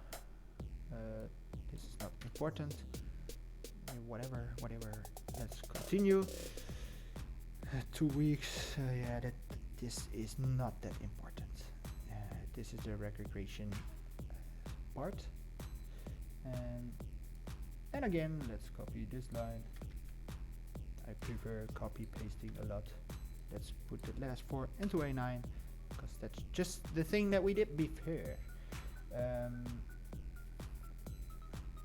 This is the Genesis time over there. As you can see, the N bits is a little bit different here. I don't know. I can show you here that we've used here this 1E0FFF1, and here we have 207FFFF, and that means it is a little bit easier. This is a faster to mine hash. So that would be the right word. But that's original here. Was it 100 coins? I am quite sure that I would put 100 here because that was just the thing that I was doing. That's the hash Genesis block. That should be this one, and here should be this one. 000. Is this important? Not really. We can change that later, but we're not going to use the testnet and the regression net. And let me check for comments because I haven't been watching. I'm sorry because I had my screen in use. Okay. And currently, then if you want to disable something like features you don't like and other supporting it, then as a developer with hash power supporting you, can you do it? VHDL is a very high speed integrated circuit hardware description language. What is Merkle root? I was wondering once, and I associate only with the German chancellor. Can you say something about it? The Merkle root. How can I explain the Merkle root best? So I have to think about how I can. The Merkle root is a signature that stays with the coins, and I need to think how I should say that.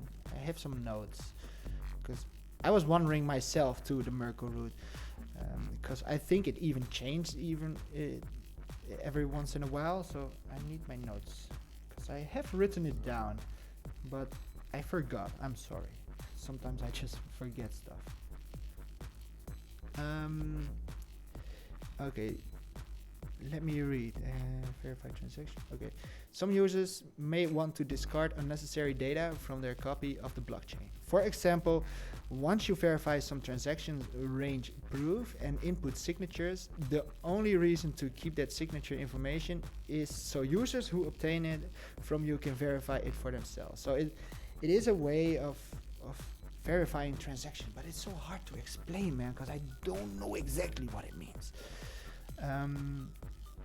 Let me check, because it's a Merkle tree, and I think that the Merkle tree was, well, you have the miner that mines a coin for the first time, and that's where the tree starts, because it has coins, and then it spends something to another account, and then it breaks up.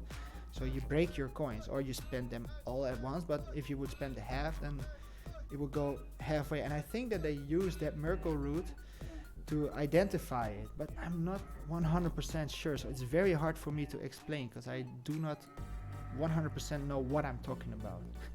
I'm sorry. I can show you in some logs of, well, for instance, the Fartcoin, a little bit information, because I think I have mined with this blockchain a little bit just to check it out, but I don't know if the Merkle root stays the same or that it changes with every transaction. I'm not sure. So what happened here? My scroll is a little bit off. Sometimes if I do it too fast, it's not as I expect it to, faster or slower. Give me a sec, you guys. I'm trying to figure it all out, even though it is very hard. This is the best. Where was Merkle root? Merkle root, where are you? Hash Merkle root, best hash chain again. Let me go back in time. Create new block. So, how many blocks is this? This is, oh, block weight. I want to know the number. Height is 4, height is 3, height is 2. Height is 1, so new best. New best. So this new best here, in I was mining with my wallet, and the first block that it found, obviously the first is the Genesis block. So this hash that we see here would be in our source code, and I think I already copied it to the source code. But where is the source code? Is it here? Where is the source code? I need this one. No. Come on. Stop annoying me. Help me out. Is it here? No. Where did I leave it? I lost it. Where is it? Okay, now what? Chain, params. Don't edit. Show me where it is. Okay, in the source code, I think this was the line that I was searching for, that hash in our debug. So that will be the first hash, but I don't know exactly why they use the mouse encoder was dirty. Oh, Scotty, I don't like this song. Sorry, I always forget to delete this from my track list. So.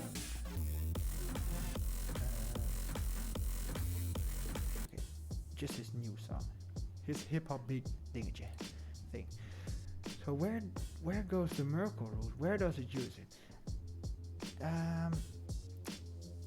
I read about it something in that 02 Monero with a little bit of images. So maybe we can find it in there. So I'm sorry that we're off topic again.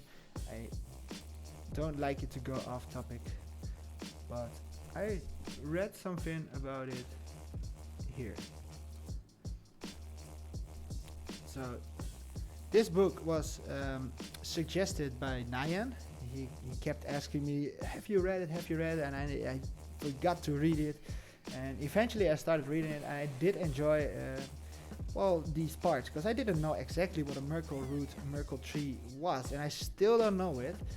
But if you want to know it, you can find it here at page, what is it, 64 of Zero to Monero.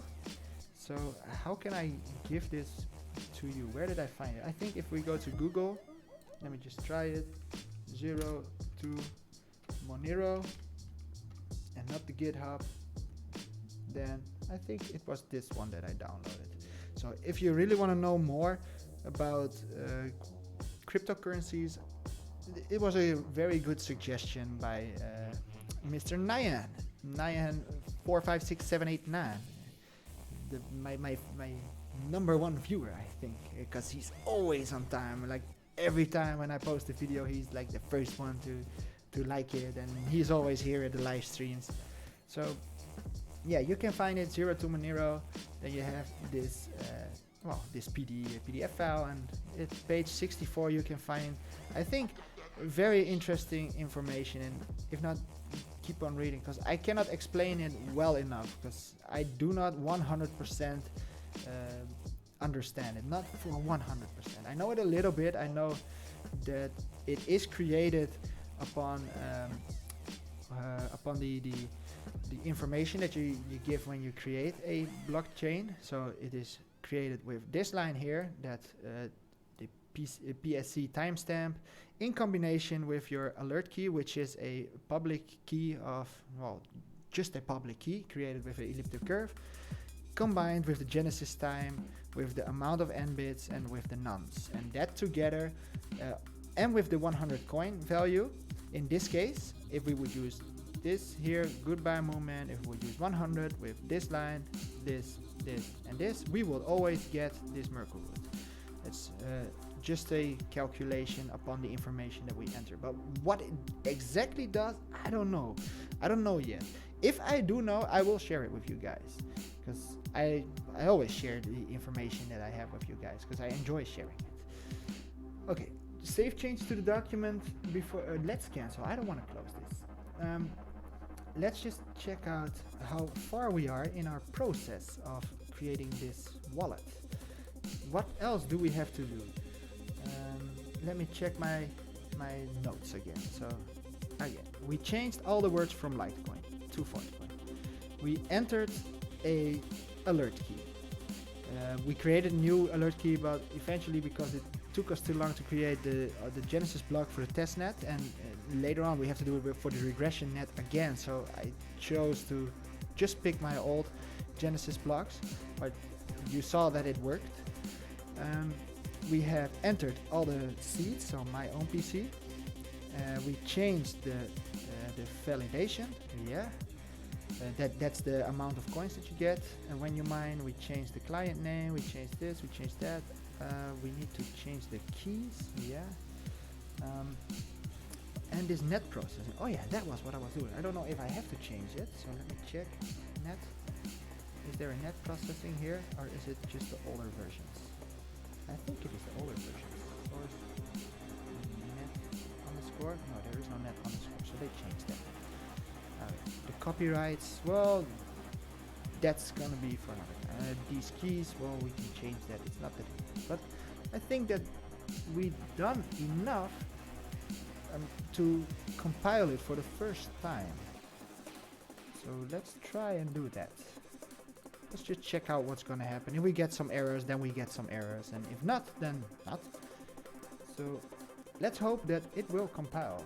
There's only one way to figure it out.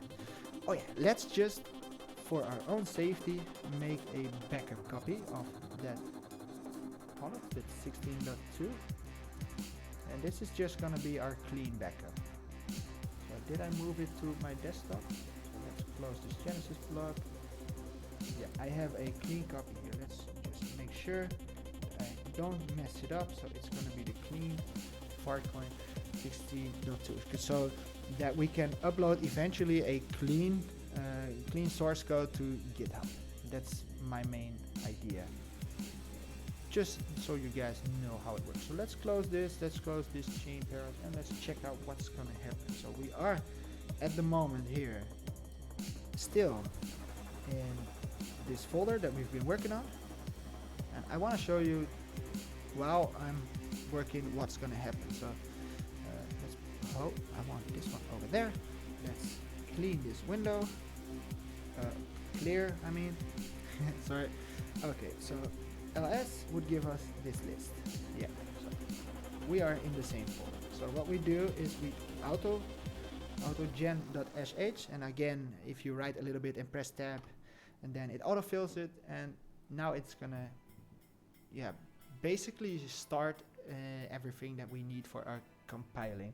And we only need to use autogen.sh when we git cloned it from GitHub.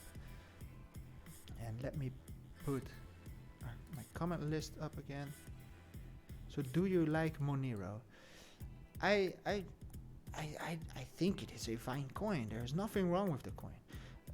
It's just that, yeah, I have owned the coin, obviously, on trading websites and stuff, and I believe in the coin as a thing, you know, but I do not understand the source code, because the source code is a little bit different. The idea of the blockchain is the same, but the way they wrote it is a little bit different than what I'm used to.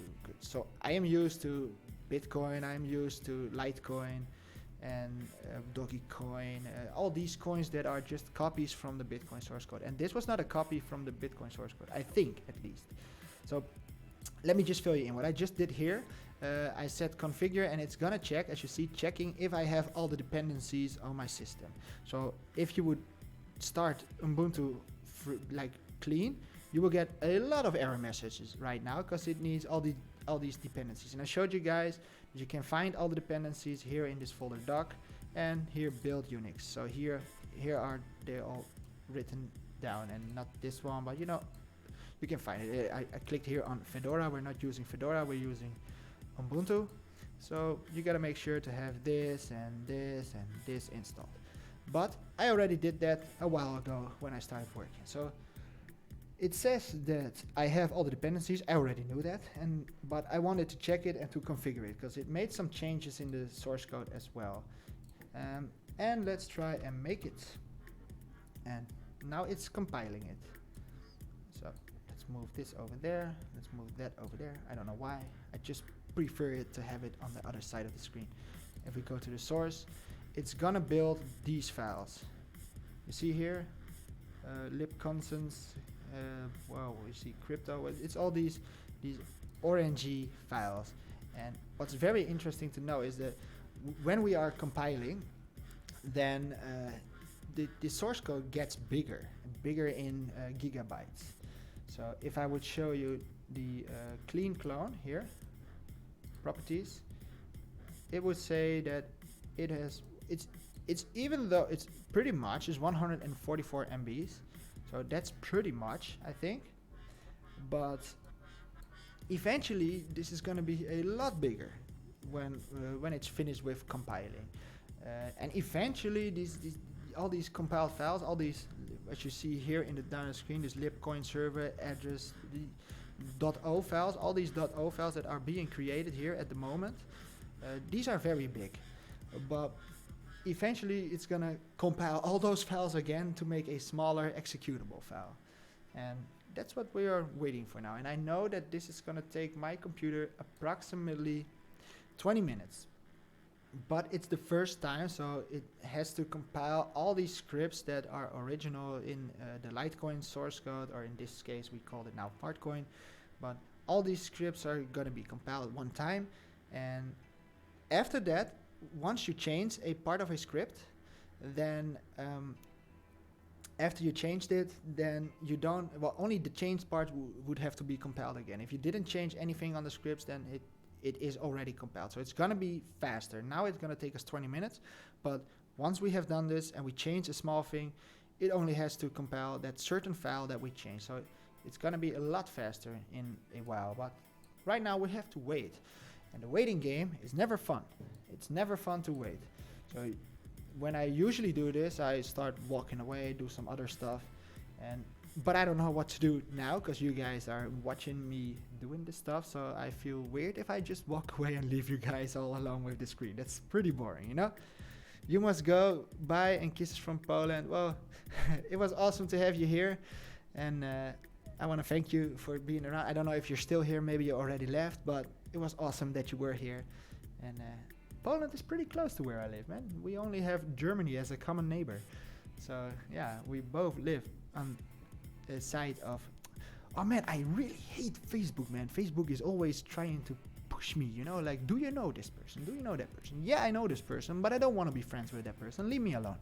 But like I said, Poland is one country away. Like, here is the Netherlands, here is Germany. Netherlands will be this small, Germany this big, and Poland is over there, Ukraine over there, and Russia somewhere over there. You know? Europe. I was wondering once, I saw it only with German Chancellor. Can you say something? The mouse encoder was dirty. Okay. So this usually takes a while. You guys know that this Bitcoin stuff, this working on coins, man, it takes way too long.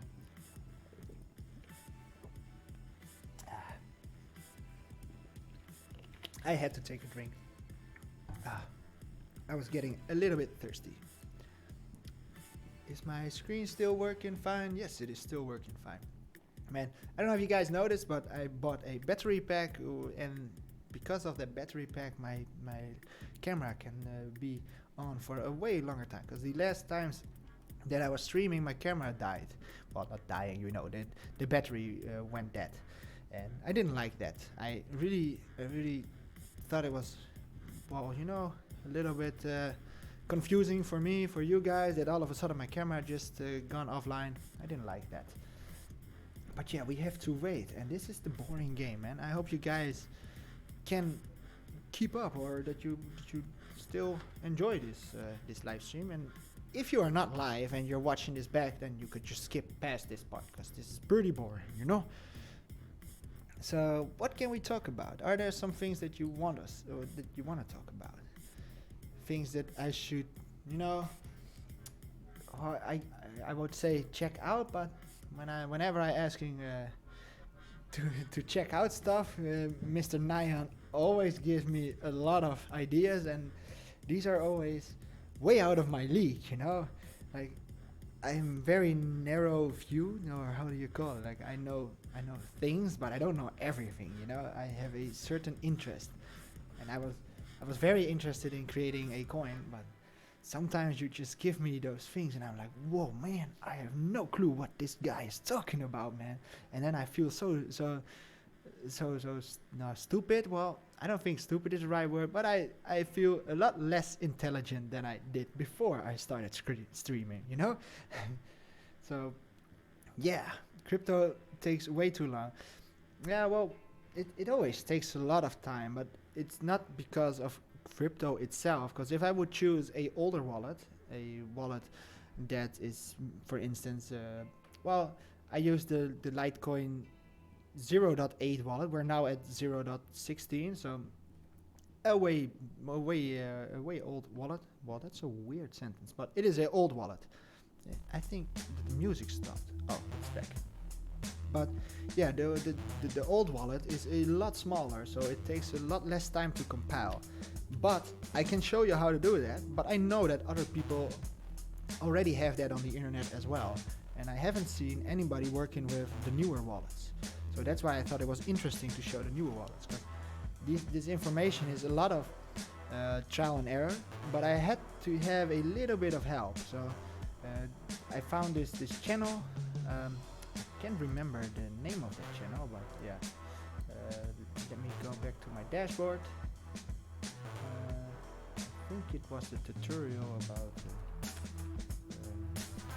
let me search how to create cryptocurrencies, something like that.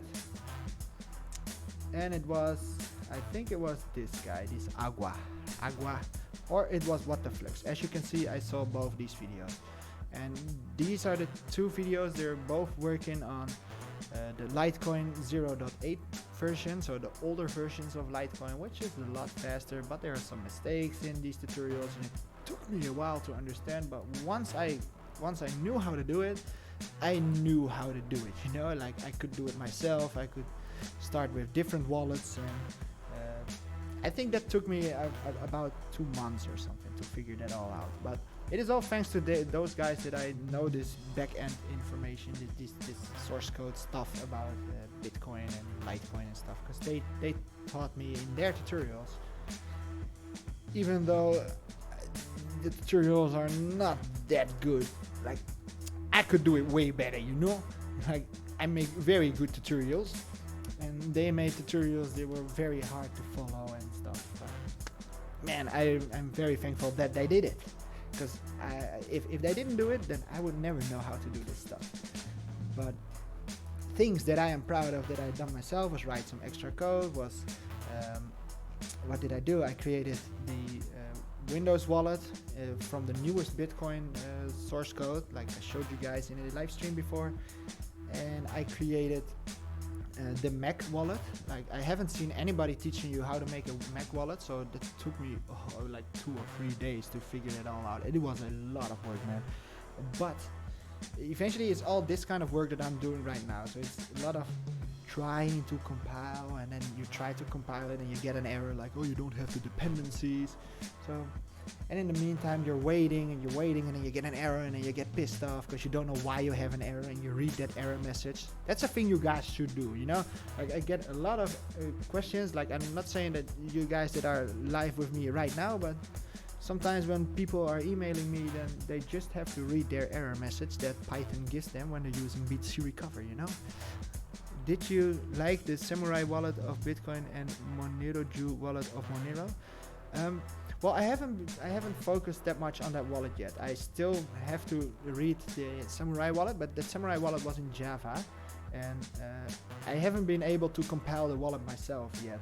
So I could check the wallet just by installing the wallet, like any other person could do, but then I wouldn't know exactly what the wallet does. But then again, most wallets are pretty safe and good, you know. It's all built upon this private key idea, having a private key in a database, which is actually just, well, I just call it an Excel file, you know. It's not that much different.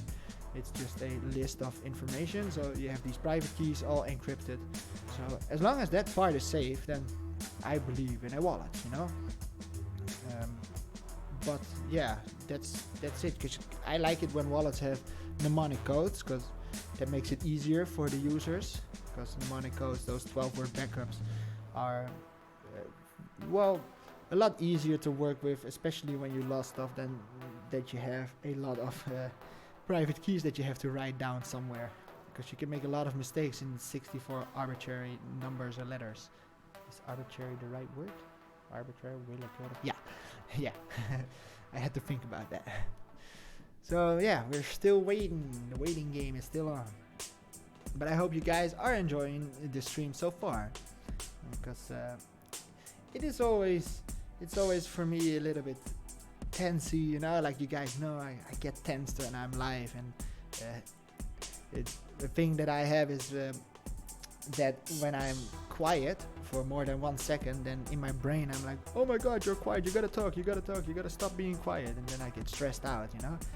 And I'm always scared that I say something wrong, like for instance I give bad advice or stuff, or I say something about something, you know, and I don't know anything about it.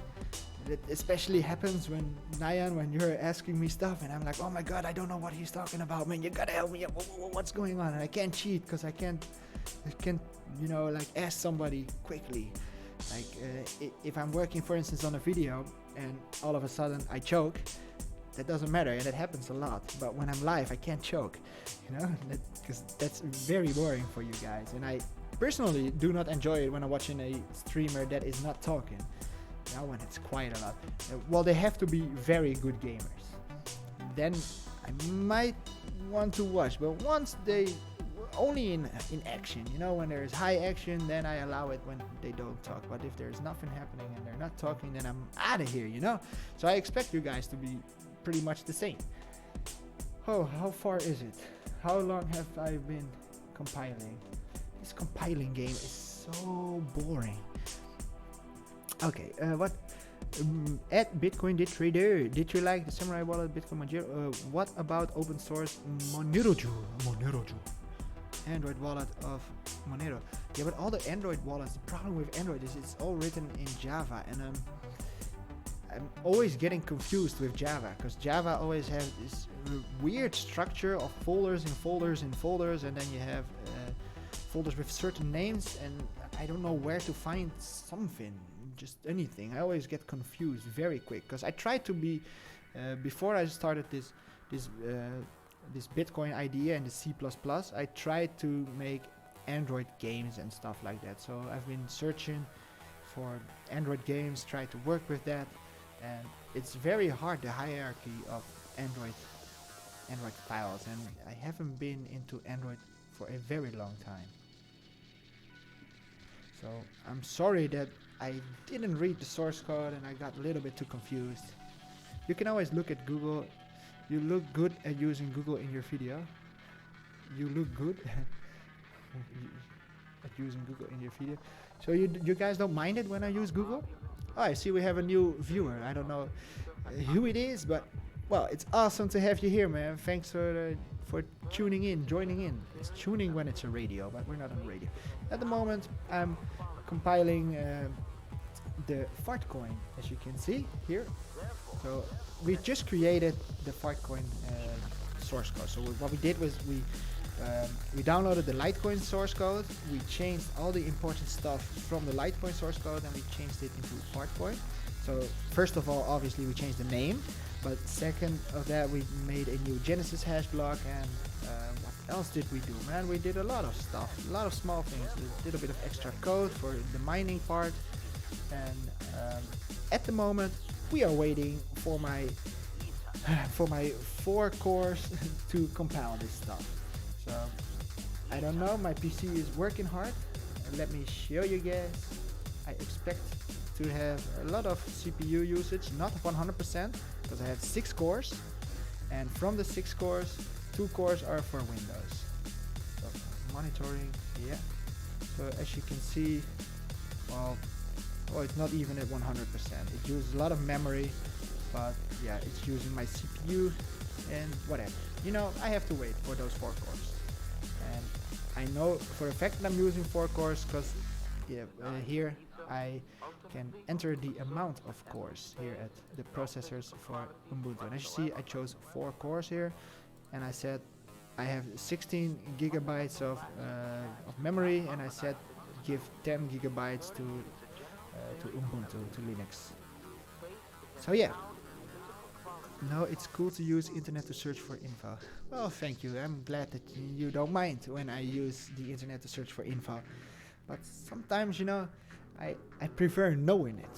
And I prefer to know stuff before we're talking about stuff. But sometimes it's very hard to update my brain, you know, on new stuff.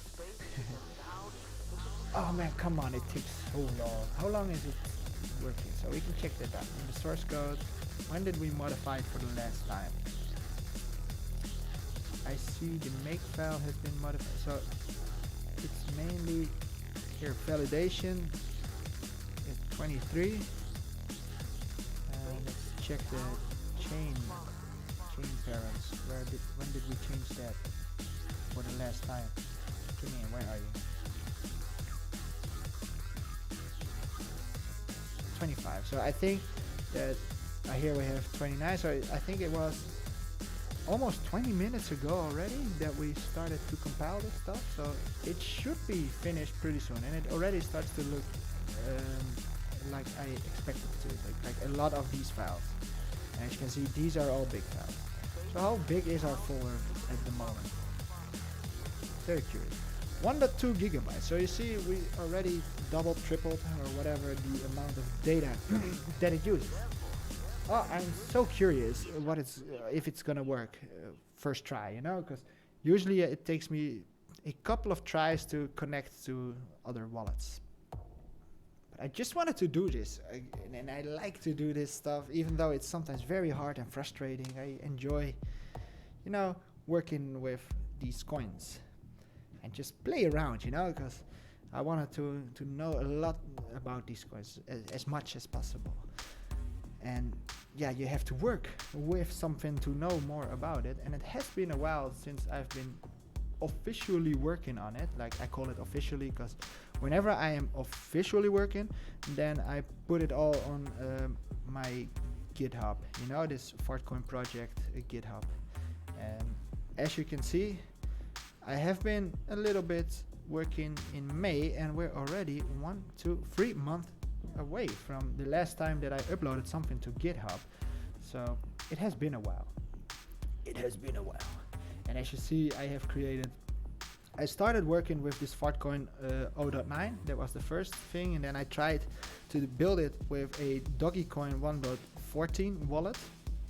I got some troubles creating this wallet because I didn't know how to mine, because this 0.9 wallet can mine within the wallet. So it's all going to the how did you call it, the debug, the debug window. I can show you because I don't know exactly how to explain, but here 0.9, let's go to source code, Qt, right mouse click, no, not a new folder, I don't want that, leave me alone. Open in terminal, and let's start Fartcoin Qt. Do you want to rebuild the block database? Yeah, whatever, we don't care. Okay, do that. Right. So this is the 09 version of the wallet that I created a while ago. And in this wallet, if it is connected to another wallet, so we need a second wallet, so I can try that. I have installed it, I think, on Windows. So this is the Windows wallet. And I have some errors. I cannot show you because it's on that screen. But this wallet is way out of proportion. You see, I can't make it smaller. Stupid. Oh, I do. Oh, I thought I couldn't, but I can. Okay. So as you can see, this is the Windows wallet. So this is officially in Windows, and this is the Linux version of that 0.9 version. And if I want to mine in these wallets, then I can just use this console here. So I don't know if you saw what I did, but I can do it again here. So at the help, debug window, console. And the only thing I have to do to mine, and I'm gonna do that on the Linux version, not on the Windows version, is just write set generate true.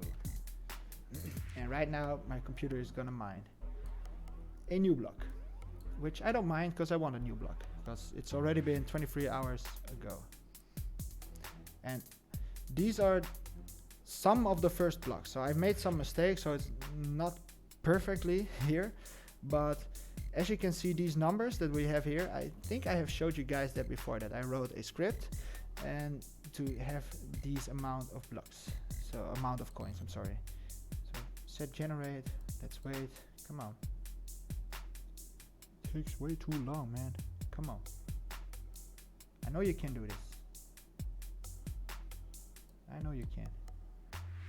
I have a lot of faith in you, computer, but obviously I forgot I am using my CPU at the same time to compile, so I think it's preferring compiling over mining. So let's, for fun, just cancel this quickly. Come on, give me one block, give me a block. I don't have time for this. I want you guys to see that we can create a block. Come on, we're waiting for my PC. Ooh, CPU. You see, you guys, it's eating like all the power to mine. So I'm quite sure that it is mining, but I'm not quite sure why I haven't found a block yet. Takes way too long. Come on, you can do this, stupid computer. Come on. It usually takes about a minute a block, because that's what's in the source code. A minute a block. But I don't know why it cannot find a block right now. So let's just put it back on false. I have to check my debug log file. And while I'm doing this, continue this make. So now it's going to continue compiling. And as you know, it already compiled other files before, so it's just skipping all those older files. I said open the debug window. Where are you? Where is my debug window? Is it over there? No, it's not over this screen. Where did it go? Where are you? Oh, here's my debug. Reload the debug. Edit anyway, I don't care. So let me check what actually happened here. I don't know if it could find something. Terminated, return. We have one transaction in block Fartcoin. So there was a small mistake, but I think that that's because the last time that I have been mining, what's this? Accepted. 2 blocks. Did it actually mine, but we didn't see it? I don't know. Error, database key is expected. Oh well, let's just close it all down and let's try it again. But it didn't. Number of connections, number of blocks 20. So I expected it to show us the new blocks, but it did not. It did not. Okay, so let's just go to the home and try it with a other version of the wallet. So I think this one should work as well. I'm not sure. Open terminal again. Error. You want to rebuild? Yeah, I don't mind. Hide. So this is the newer version. It didn't work. It's just something. Let me try a mine for fun.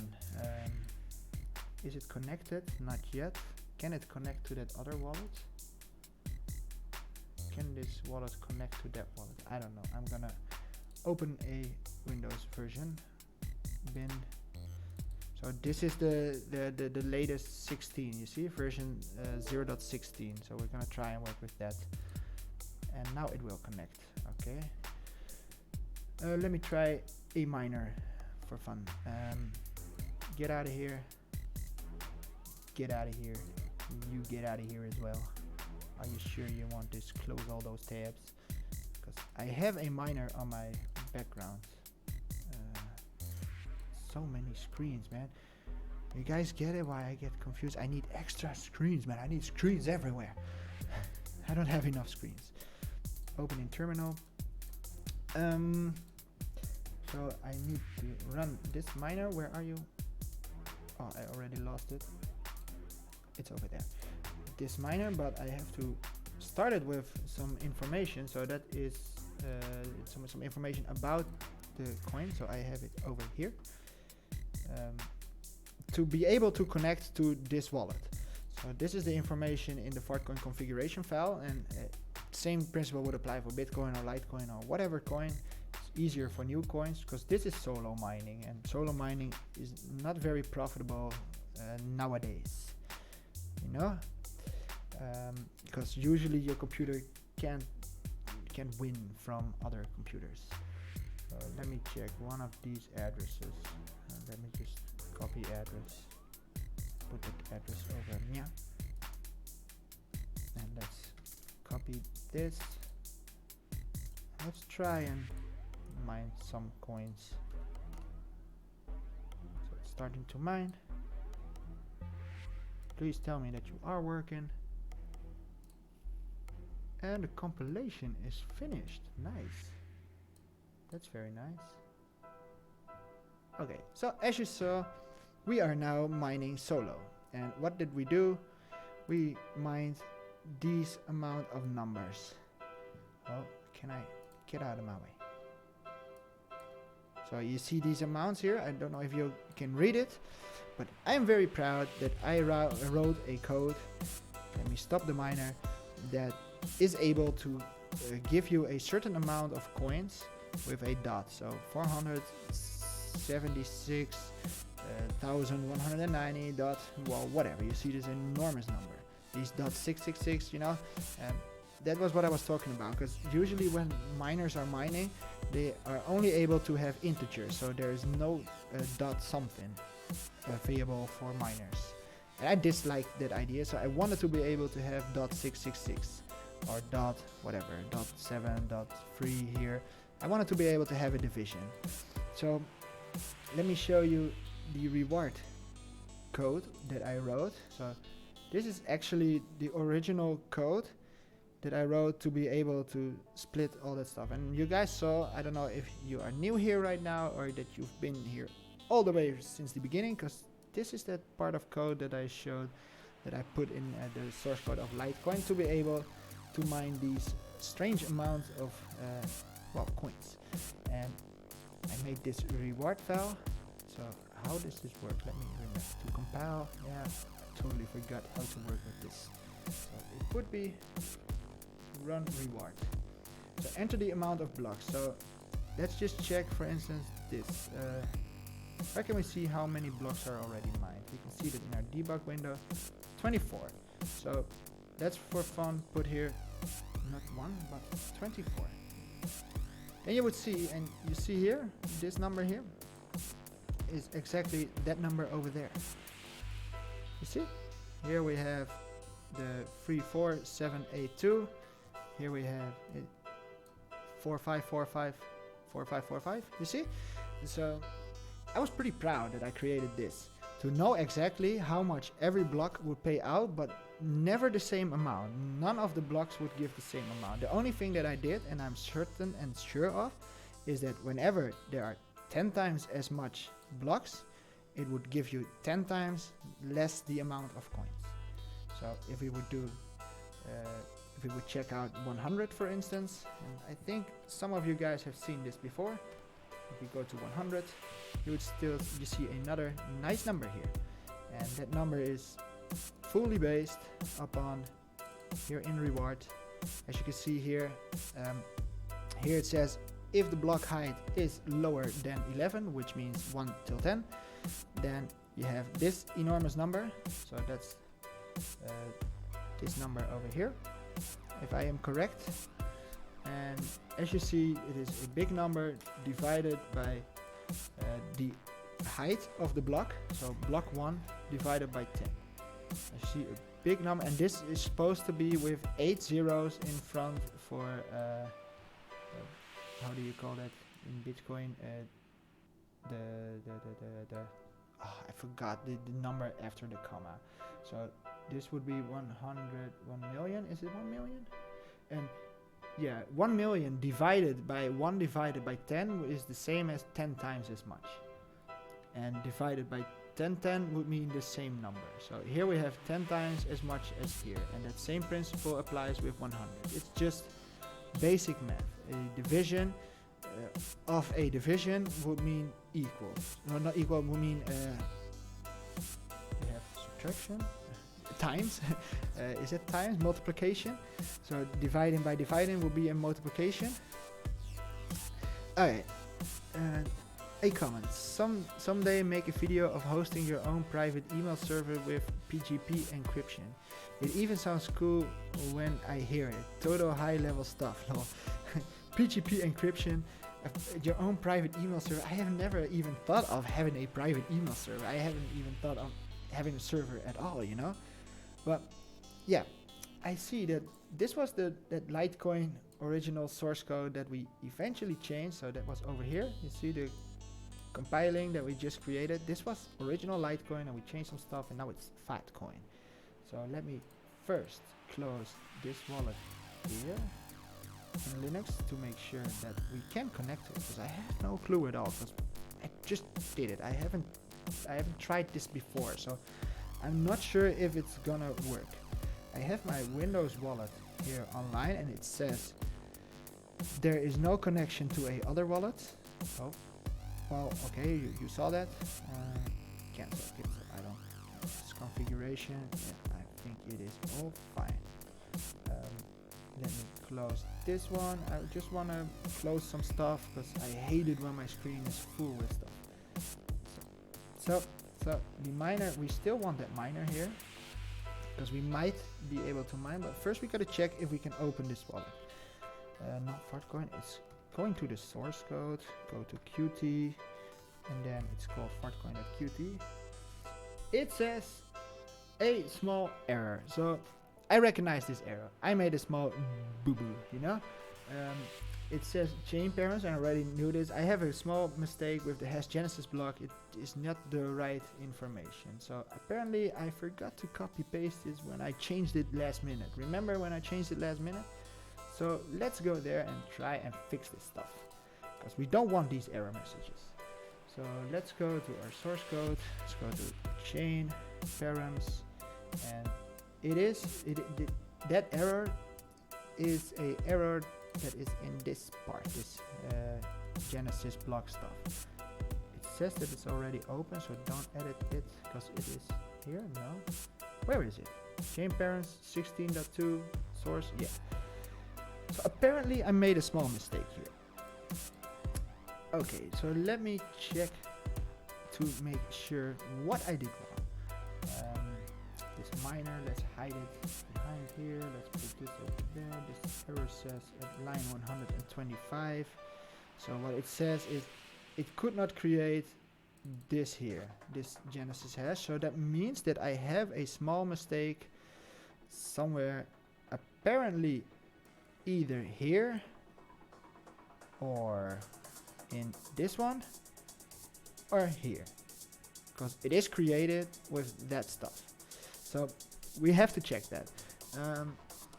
And because I did a copy of my original one, I can just check in GitHub to make sure that we chose the right. Oh, keep clicking on the wrong thing.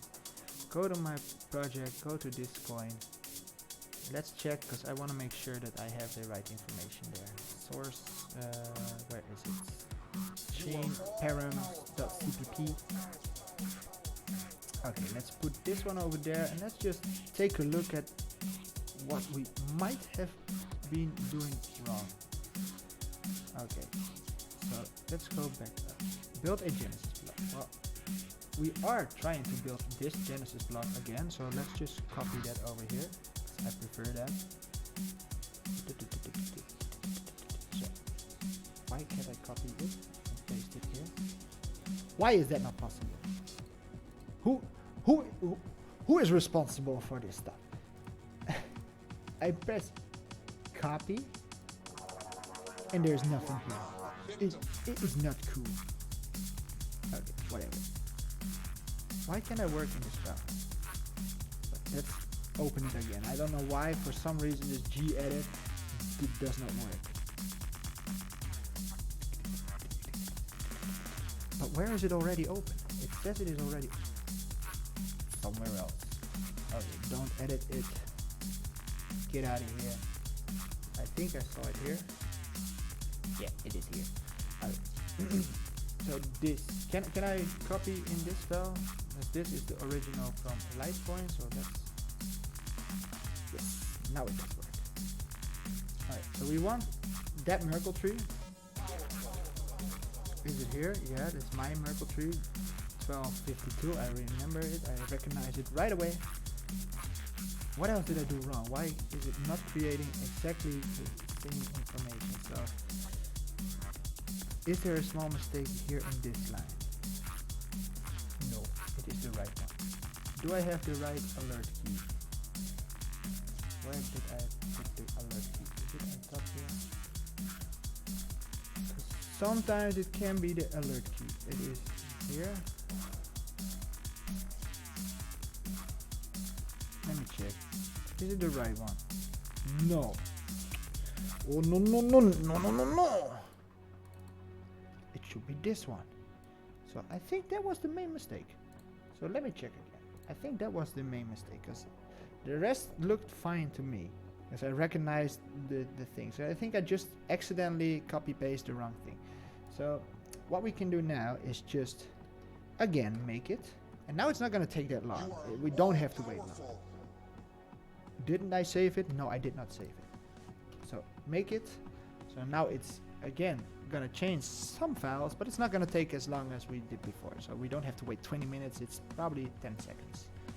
It's recreating the compilation, and I hope that it will start now. But we will find out pretty soon. Like I said, it's all trial and error, but the first time takes a while to write all this stuff. And oh yeah, remember that I said I had a clean version on my background, so let's just already work in that clean version as well. I want to make sure that the clean version has the same update. So what did I change? This line into that line. Yeah, 04E5. Yeah. So let's close this chain param. Debug log, get out of here.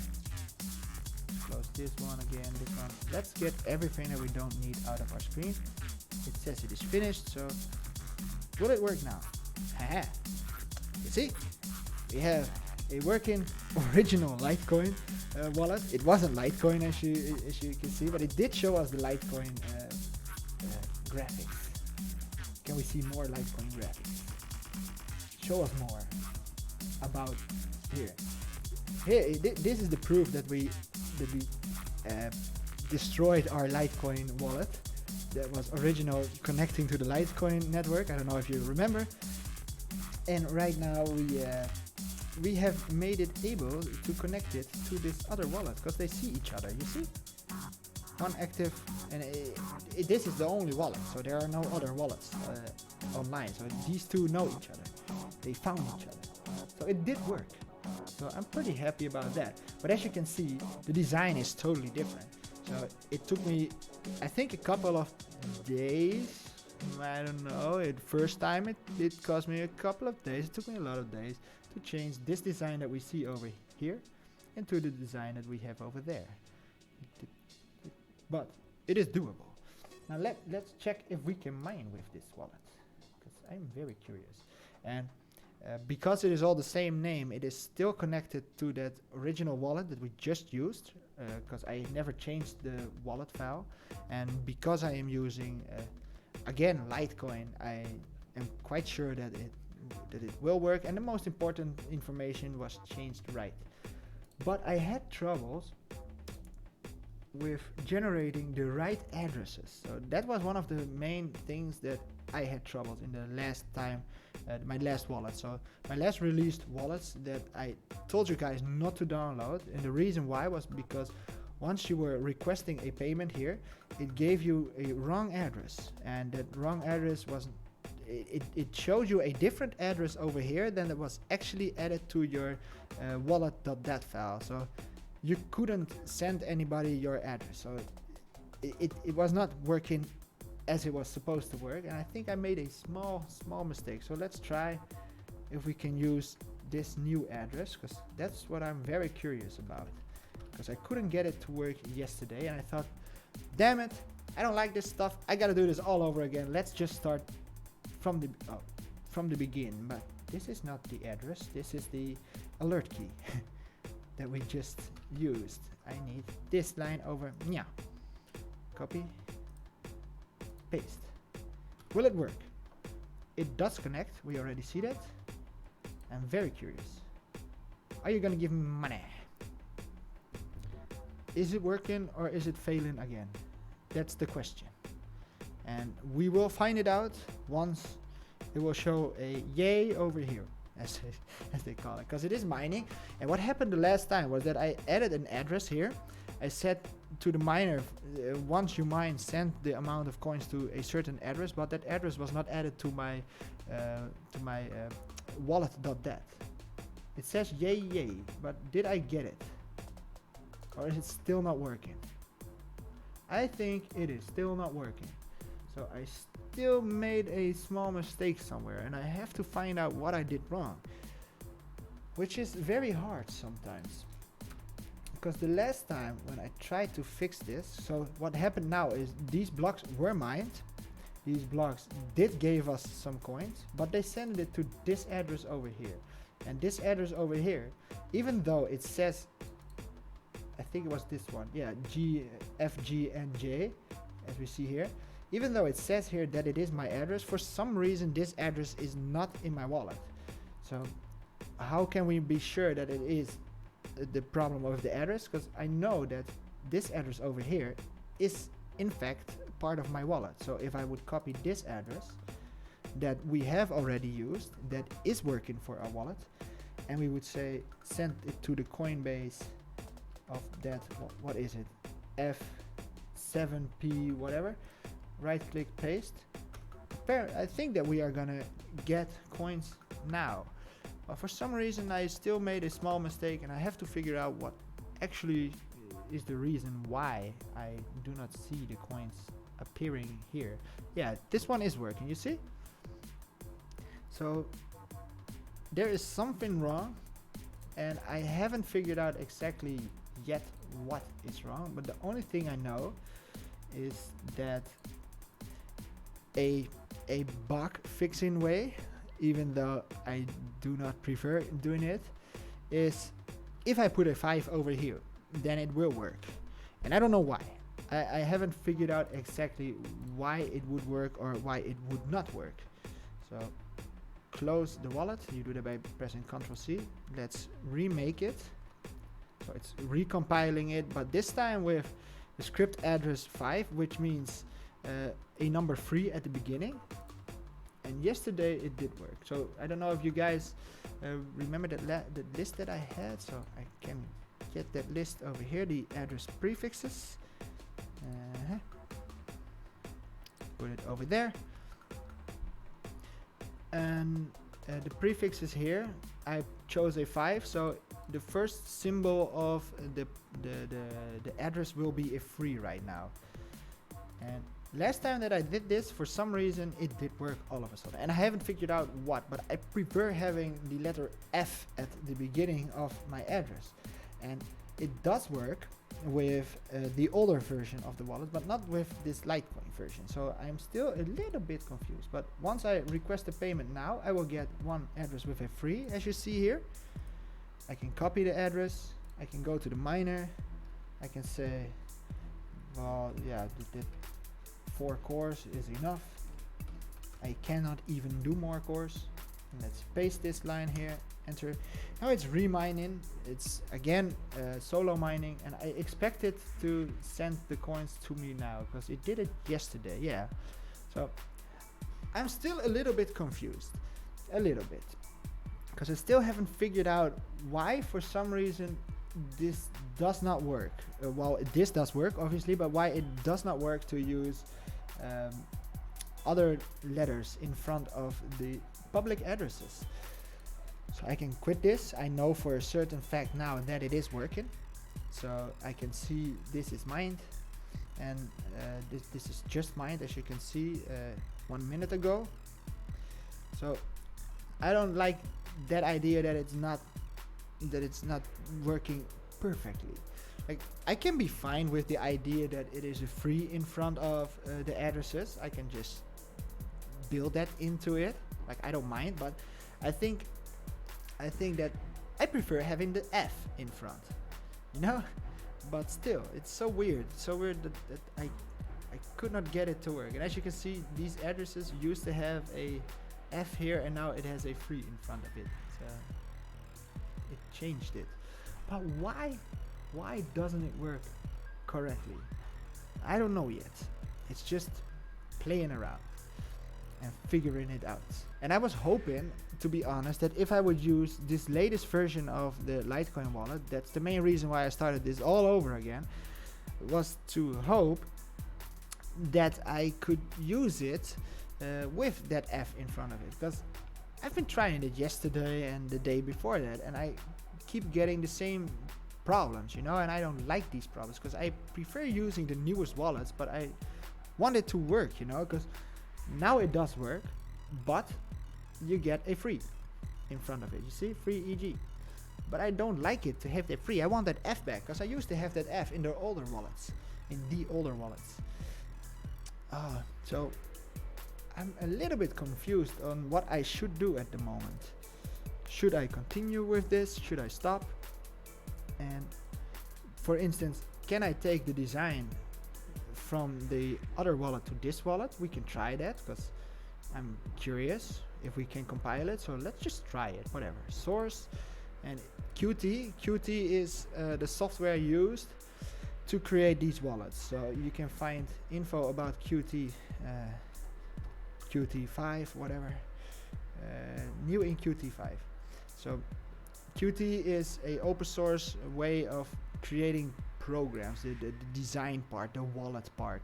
So it's not the back end, it's the front end. Qt is also used by, for instance, the Universal Media Studio. This is also made with Qt. So here you have the splash screen. Why do I have this? Oh, I have updated Java, so I get this new screen, but show it to me. This is also Qt.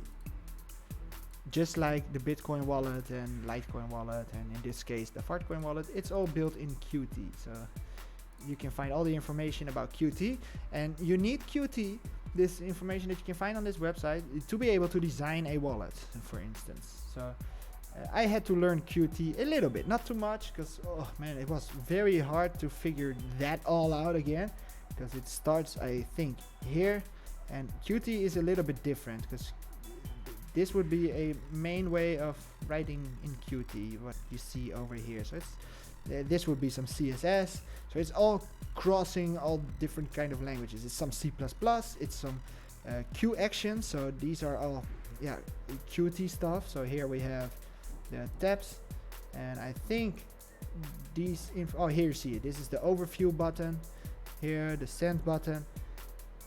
So this is C++ with some how do you call it, some libraries from Qt, and yeah, it's just hard sometimes, you know.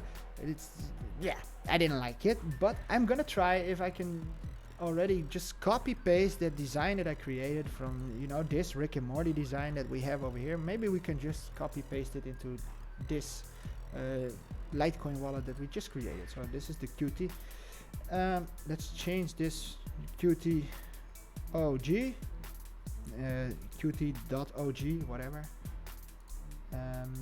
and let's grab a new screen with the Fartcoin fail, which is a older version that I was working with, and I called it fail because I failed a little bit, I thought, but I think it has the same failure that we have right now, that failure with the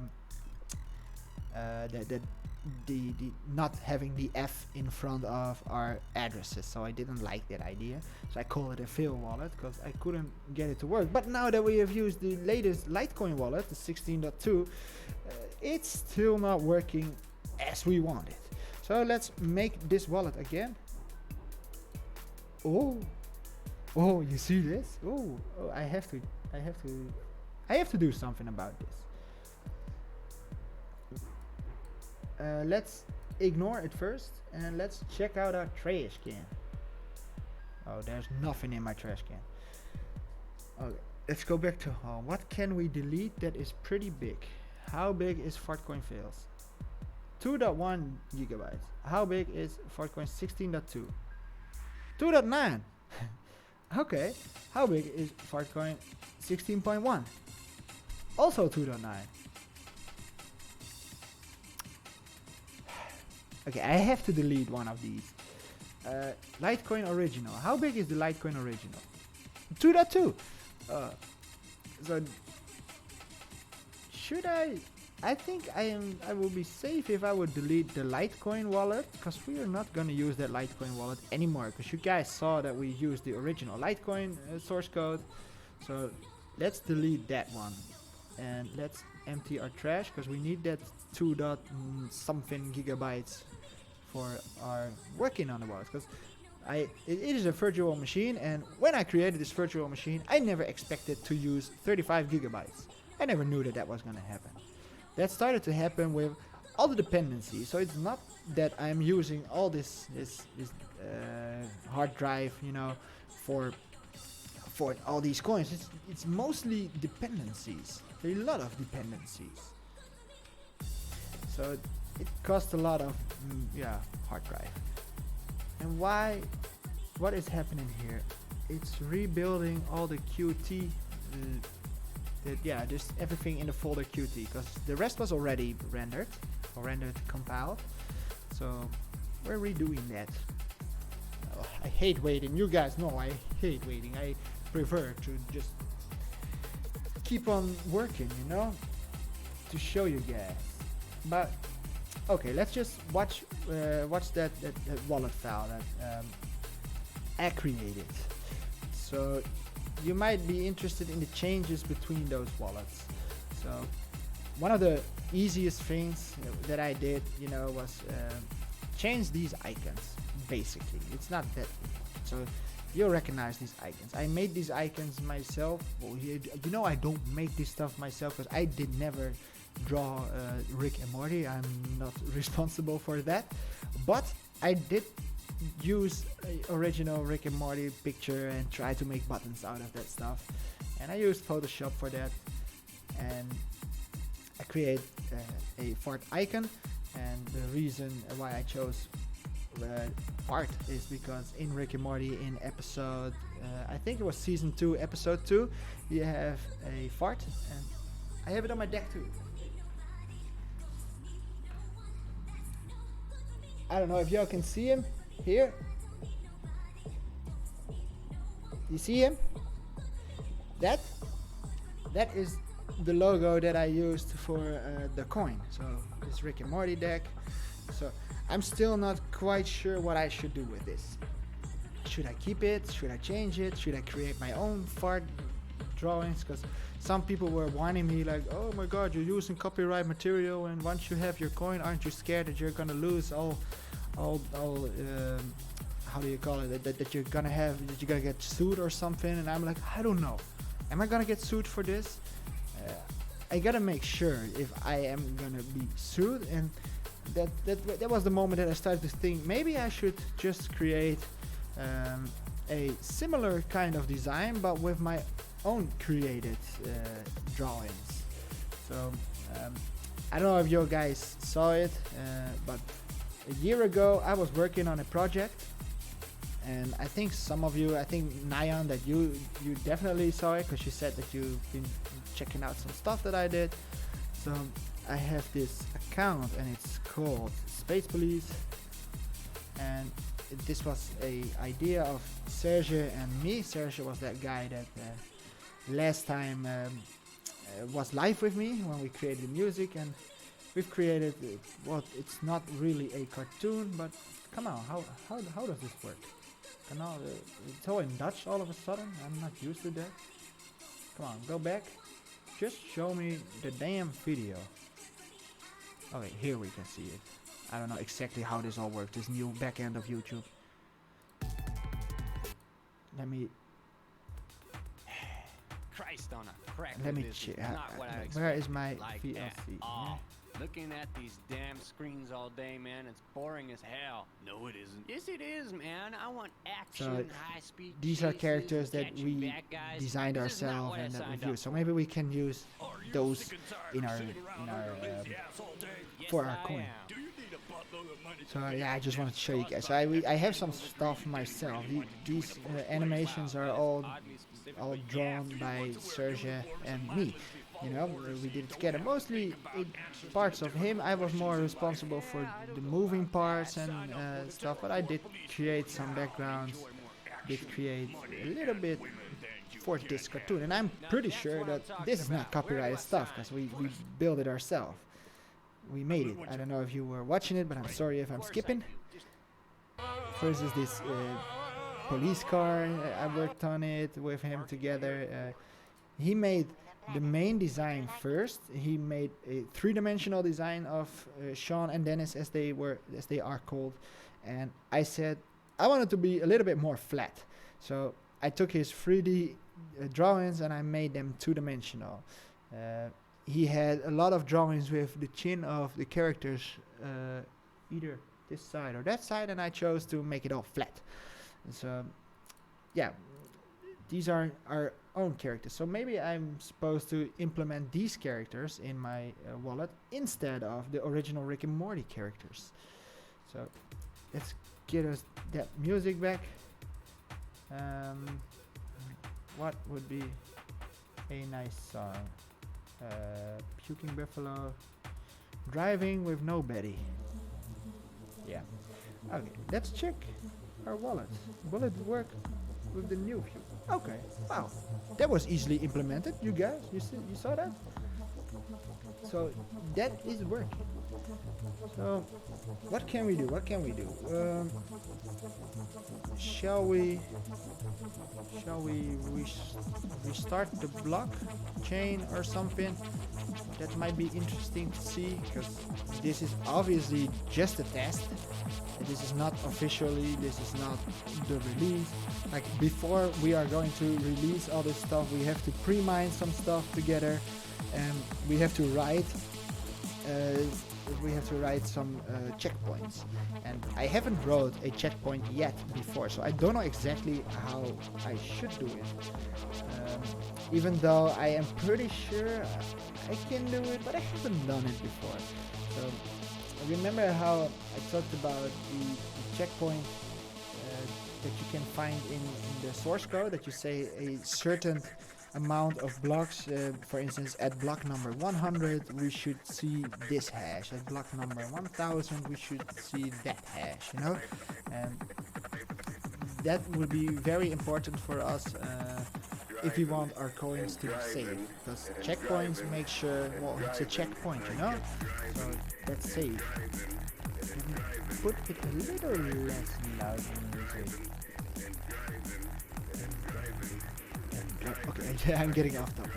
Okay, so let me play around a little bit more with this newly created wallet. Even though you see, you don't see these images here, they're not correctly shown. As you can see, these are, yeah, they used to be this kind of image, and for some magical reason, something I haven't figured out yet why, on Linux it does not show up like it shows up on Windows, because on Windows you will see it like this, and on Linux you will see it like that.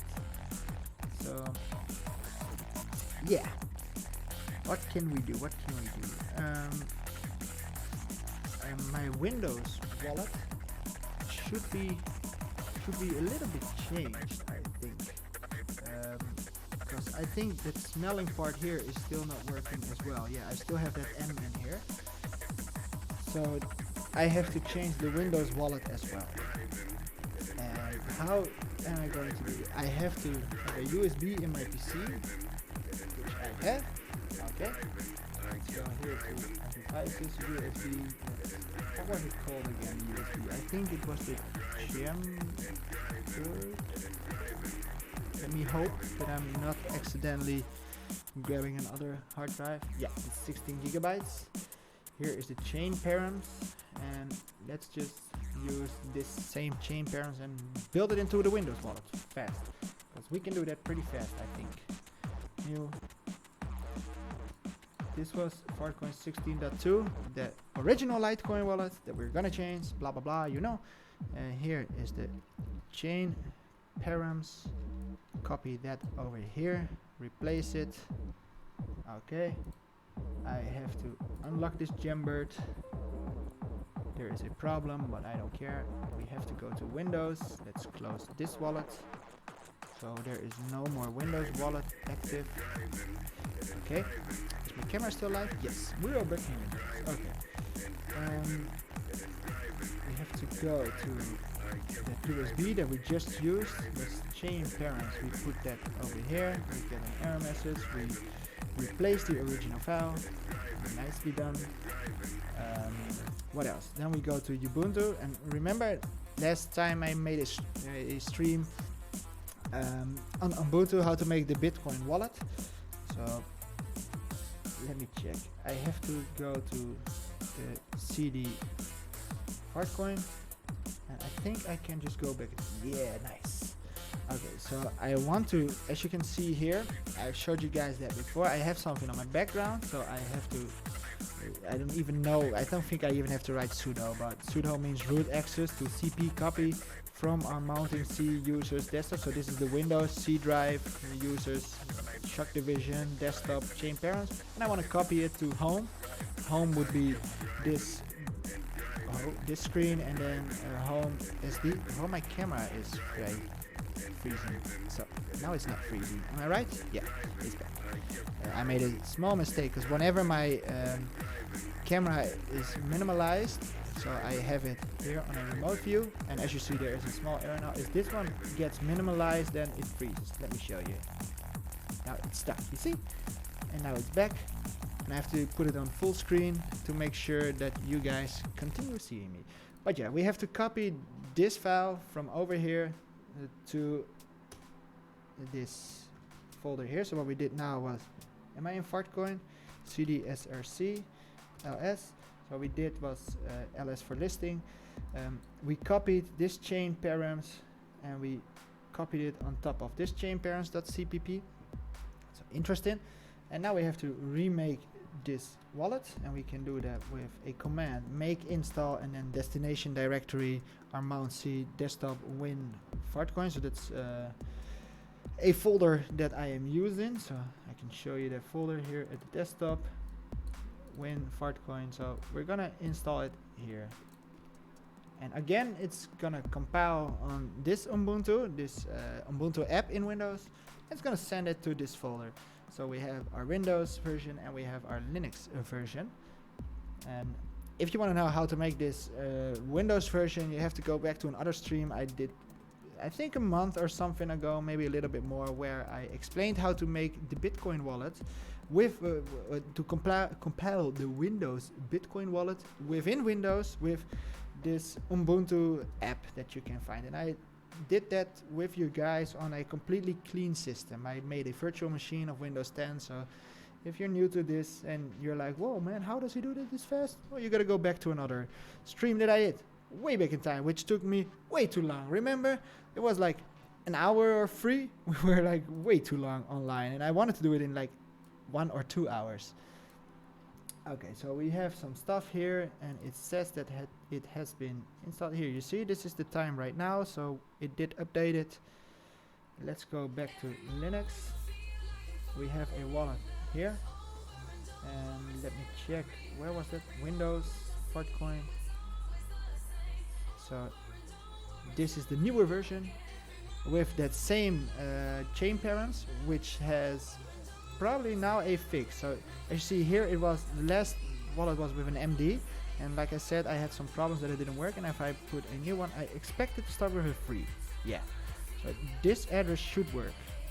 So why do I want to do this? Because I wanted to show you a transaction, so let's do that.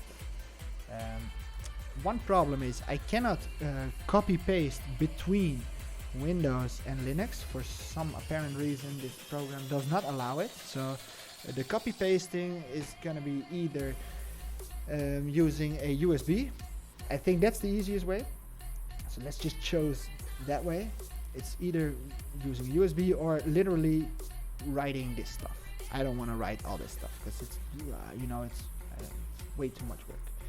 So let's go here. Let's go to let's create a new text document, and let's just call it, no, that's not working, wrong, copy. So that's gonna be the address of Windows. So finished. Let's input that USB here, the Gambert. So as you can see, now it's gone here. We don't have that USB anymore in Windows because now it's here. And we have here the correct name. So if we would fart, pass gas to that address, and we say we want to send, I don't know, 100,000 farts. That's a lot of stinkiness. You know, let's send that amount of farts to the other wallet. And I'm not quite sure what's gonna happen because I haven't tried this yet before with these wallets. So but I'm quite sure that it should work. We need some extra mining fee. Yes.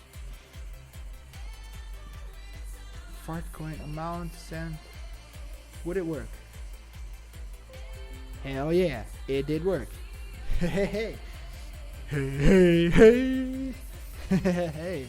Okay, so we did send a certain amount of farts to another wallet, but we cannot spend it yet because it's pending. So pending means that we need to mine certain blocks before we are actually able to spend that amount of money.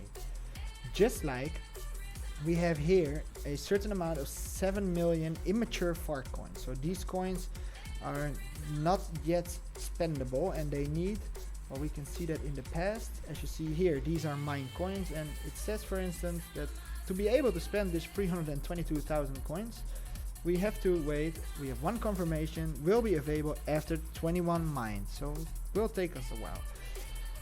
So in order for us to be able to spend the coins here in this wallet of Windows, we have to use the miner again to make sure that these coins are getting mined, because it says here it is unconfirmed. So to be able to send it, we have to go to the miner again. Let's start up that miner and let's make sure, yeah, that's the right address. And now it's starting to mine. And it's gonna take a while, you know. I think it means it needs 6 confirmations. So we need to find 6 yays here in this screen, and I say yay because if it does mine and it works, it says a yay. If it mines and it fails because you gave it a wrong address, here we have 1 yay. We have mined something, and immediately we will see here a difference. You see another sign. It says 1 out of 6 confirmations. So those are confirmations. But that post is now gone. Did you notice that? If somebody is, I did add the word hacker to a blacklist on comments, because, and I'm very happy because a while ago, I mean last weekend, I don't know why I said a while ago, but last weekend I got 100 comments, and they were all the same, and they had all the word hacker in it, and I was so thankful that that day before that I entered the word hacker and the word at Gmail. I entered those 2 words as a blacklist word, and then those comments will be sent to the moderation or whatever. I don't know how they call it. I will show you. So let's go back to my backend of YouTube, not of this channel. I need to go to our channel, that one. I have so many channels. But yeah, let's go back to this channel, and I want to go to the dashboard. So here we can go to community, and okay, so it here at yeah, it's in Dutch, man, but it means that I have to check it to make sure. Yeah, I've been posting everywhere. Yeah, man, there are so many scammers, and it's so annoying. And the thing why I think it's annoying is not because he is a scammer or something like that. Like for instance, here, see this one, this comment that we see over here, we have exactly the same over here, and I don't mind it. I don't mind that these comments are on my channel, but what I do mind is that a lot of my viewers that have posted some comments on my channel, they actually think that it is for real. Because what he does is, you see it here, Chocolate Boy here is the name of that person. So that person that actually sent a real comment on a video actually thinks that he is getting a reply from somebody else. And I have seen situations where people were talking to these scammers, and I had to interfere by deleting those. I think I'm so sure that it is scams, because if I see a comment 100 times copied on my channel, then I'm quite sure that it was not somebody that wrote the same message with their own hands. I know that it's a bot, but a lot of the viewers don't know it when it's a bot or not, because it replies with their names. So, but it's a daily thing. I do it twice a day. Usually when I wake up in the morning, I just check out my my list, and I scroll through it, and I hope to find nothing, obviously, but I usually find a lot of comments that are crappy. But as you can see, I just cleaned it up before we got online live, you know. But sometimes here and there I don't see them, you know. Here I had to interfere with this Ginny Sinclair, because at the moment I noticed here, yeah, this is her reaction to something here, but I deleted the reactions that were between these reactions of this Ginny Sinclair. So I'm very oh, here, you see, I forgot one here, this one here, again another one here, another one. So there is a big chance that I accidentally scroll past these and that they just escape me. So I have to say it's spam, and I will say I do not allow any more of the reaction of this user, and again spam. And I have to do this daily, but it's, you know, it's important, I think, because I don't like it when it's scaring. Here again, here 4 days ago. So I think it's 3 days ago that I created this word hacker as a blacklist word. So if I see WhatsApp scam like this in multiple videos, should I ban them or delay them? Delay? I don't think that it's nice if you ban somebody, but if it is obviously, you know, if it is something like this, you know, repeatedly the same comments, then definitely delete it or ban them. I don't care, you know, because I don't want that crap around here. Because some people are in situations that sorry, my voice. Some people are very desperate, because a lot of my viewers are serious viewers. You know, they have serious troubles. They lost their wallet, and they thought that it was enough to know their wallet address, and they never knew and never realized that they needed the private key or the wallet.dat file or something like that, and they only remember their address. And I know that there are a lot of you, no, not you guys, but there are a lot of people that are trying to make some money of watch only stuff, and they just entered a address. But there are some people that actually lost their money, and those are desperate people, and they will react to those hacker mails. And I really dislike that it is in here. You see it again here. Let me just search for this name. That would be a lot easier, because it just slipped by. I forgot it. And I get daily comments, not every day the same amount. Yo, wow. Joseph Samuel. My PC is slow, and I remember why, because I am mining. Oh, it has been confirmed. 35 confirmations. Wow, that's a lot. I have to stop this in Linux, man. My PC. Stop it.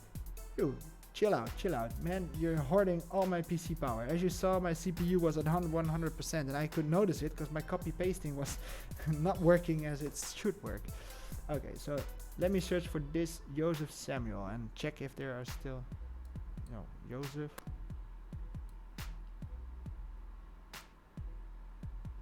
Come on. So as you see, this certain person, I have seen this one before, but apparently I didn't see it everywhere. And I really dislike it, that if I would press here, and it's in Dutch, it says reaction of this user, always hide it. That if I would click that it would still be on other comments. So I have to report. I prefer report over deleting. Report. Oh, I actually dislike it. That how is YouTube not able to recognize it that it is spam?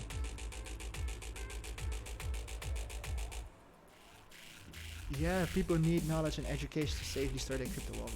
Definitely, because you know I'm a kind of a technical person. I'm not like the biggest technical nerd or whatever, but I know computers since I was a baby, you know, so I'm quite used to computers and I'm quite used to technical stuff. But even I did make mistakes the first time with Bitcoin. I mean, I never understand the difference between an address, private key. Like, that all came later when I got in trouble, you know, that I actually couldn't connect to my wallet anymore. Then I was like, okay, what am I supposed to do now? Yeah, you have to enter your private key. I'm like, what the hell is a private key? What am I supposed to do with that? And we're just talking about maybe 1.5 years ago. So it's not that I am known in crypto for very, very long, you know, from the back end. Like I have been into crypto ever since, well, I've been a fan of crypto since day one. And what I mean with day one is since like 2009, 2010, I've been a fan, but I couldn't buy it then because I never knew how to buy it. And I had to wait until I knew how to buy it, which was in 2013. So I've been working with crypto since 2013, but it was since one and a half year ago that I actually got into trouble, you know, losing the access to my wallet, because I thought that I could just keep it in a wallet safe, and I lost my password and I didn't know what to do. And that's when I started knowing when I started to figure out all this stuff that, well, I shared with you guys, you know, these ways to open your wallet, these ways to do other stuff. But let's just get this out of my screen, because I think it is a very sexy guy, this Henry Miller, but I do not like watching him the entire time. Hey Henry! Whoa. Okay, let's go back to 100% and close this window. Okay, so yeah, lots of funs today, man. So I am still very proud that I figured a way out to fix this problem, you know. I'm very proud of that. Like, you guys don't know how much I hated the fact that every block gave me the same amount of coins.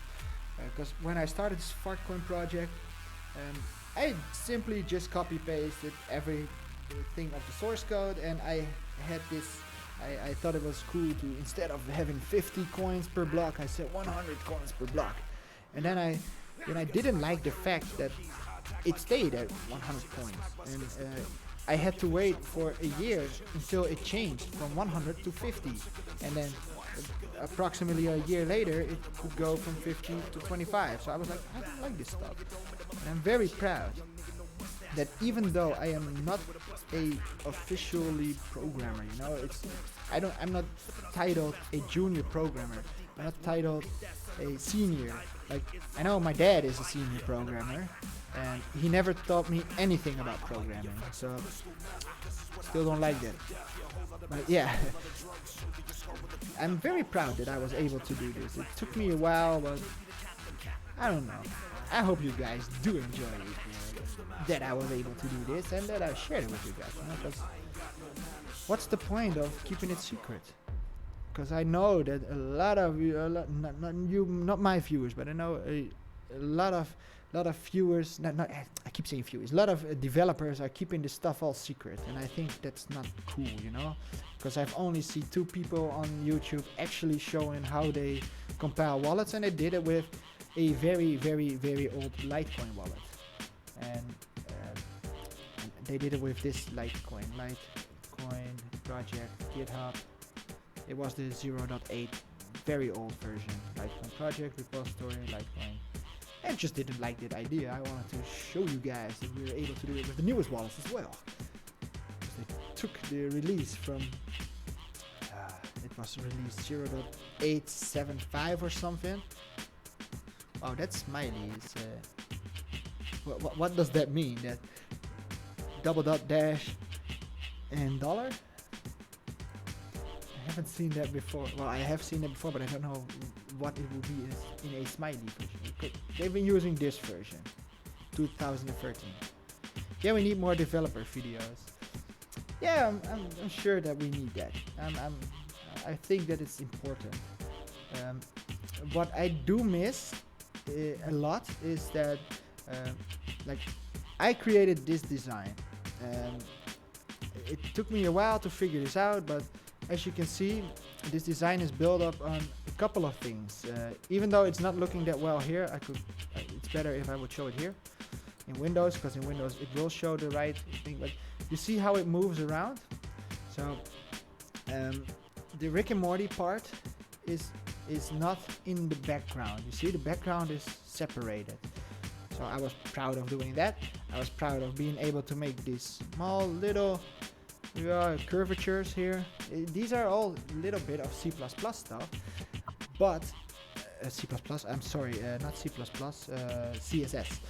This is CSS mainly, and these are things, it took me a while to figure it out, how to do this, how to implement a new picture into the wallet and to make it into the make file, so I'm sure that it would use it, so that it wouldn't just spit it out, you know, because if I would just enter a picture somewhere, you have to tell the compiler that it needs to compile a certain file, you know, and these are all small things, you know.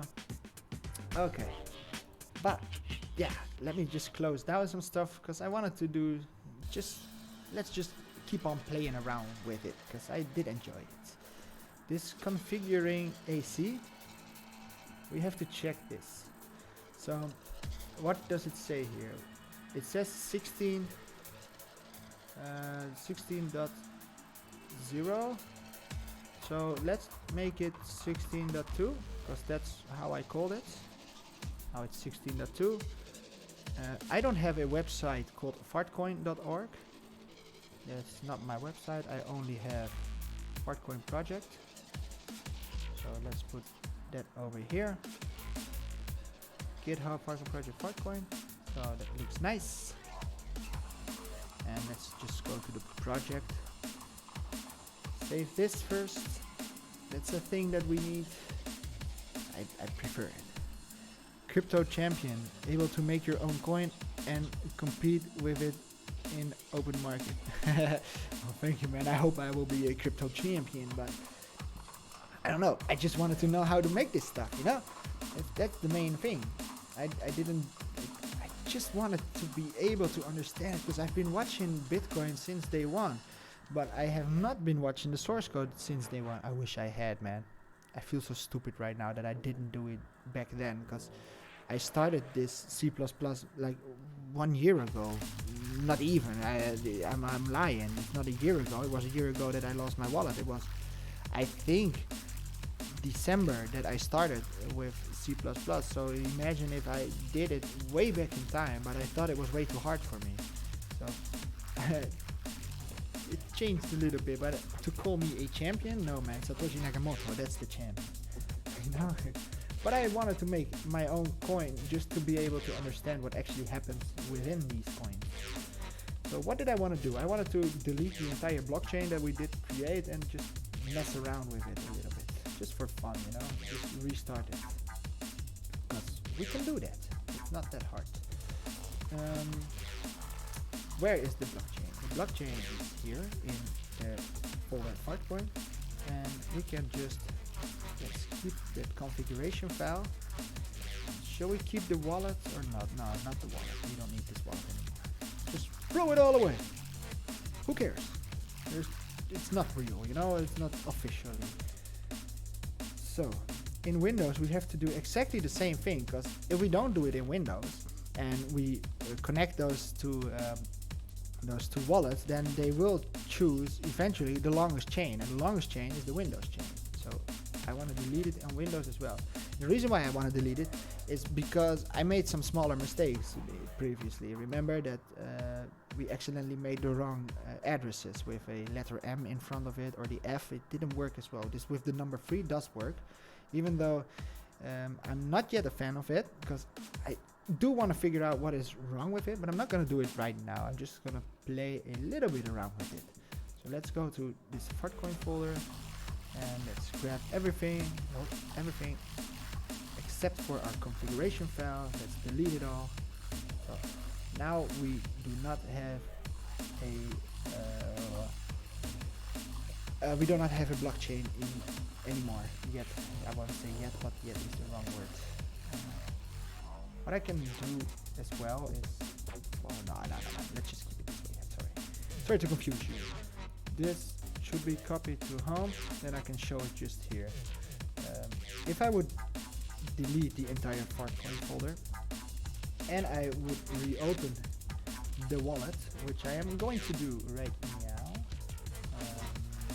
Fartcoin 16.2, the one that we just created, source the QT, because I wanted to be able to view it, and say open Fartcoin.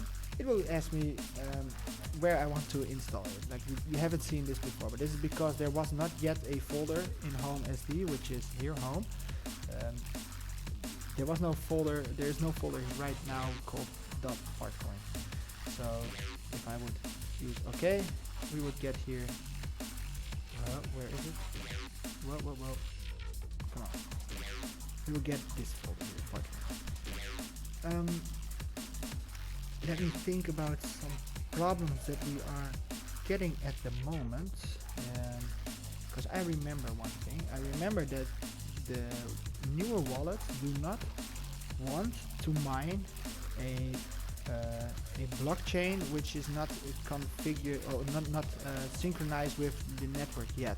So it says 27 weeks behind, and that reason why it says 27 weeks behind is because 27 weeks ago I created this blockchain. So that's a while ago. I created that, all the information that we entered into the chainparams.cpp. Remember that file that we've been looking at like for 100 of times. It's the most important part, the chainparams.cpp. So what it actually tells us at the moment is that if we go to this epoch time, so remember how we created the epoch time, this time over here. I showed you how to do that with a new terminal to say I want date plus in seconds. So this code here, if we would grab this and that number over there divided with each other, you know, subtracted from each other, sorry, then you will get a number that is equal to 27 weeks. So that's why it's 27 weeks behind. But I remembered all of a sudden that the newer wallets do with the miners not anymore within the wallets, they do not like it when it is not synced. So because it is not synced yet, I have to use an older wallet to mine the first block. That's the thing that I do not like either, and that's the reason why I had to have this Fartcoin-09 here, which works on a other database 5.1, because this is built from a Dogecoin wallet. So this wallet was not LiteCoin, this was Dogecoin officially. So go to the source code, Qt, and then Fartcoin. Do you want to block data? Yeah, rebuild it. I don't care because there are no blocks in this database. And as you see, this is 27 weeks behind. Oh, I'm sorry, I can show you. That's more interesting for you guys. So let's close this. I want to show you that the miner will not work because it is not synchronized yet. So let's open this. We'll rebuild it. Let's grab our Windows version again from our desktop Windows binary. And I still have to work on a Windows version well, because that older version that I have, the 0.9 version has a install file, and this version did not have an installation file, so I don't like it that much. Let me show you. This has a setup file, and I do like this, you know, like click next and install it. I think it's nicer. It just looks a little bit better than just having to open a .exe file. But yeah, I wanted to show you that this newer version of the wallet, it's 16.2, will not mine coins if it is not synchronized. So let's go to, what is it, CD, I think it was desktop / miners, yeah. And let's go back to my home. This configuration file should be, oh no, where did it go? Oh, this one should be there, not in the wallet. It's Fartcoin configuration. Oh, I have to reboot the Fartcoin Qt so that it will enter this configuration. And what is happening here is the RPC authenticator, which means the information here, it's called Linux, here Linux, and here we have a little bit bigger. This is the authentication hash, Linux equals that, and we have an RPC password. So that's a little bit different than from older wallets, because usually you had RPC user and RPC password, and now we have RPC authenticator. But yeah, this line of code, let's make sure that we choose the right new address. So this is the new address that is connected to the wallet. And close this, but I expect it not to work.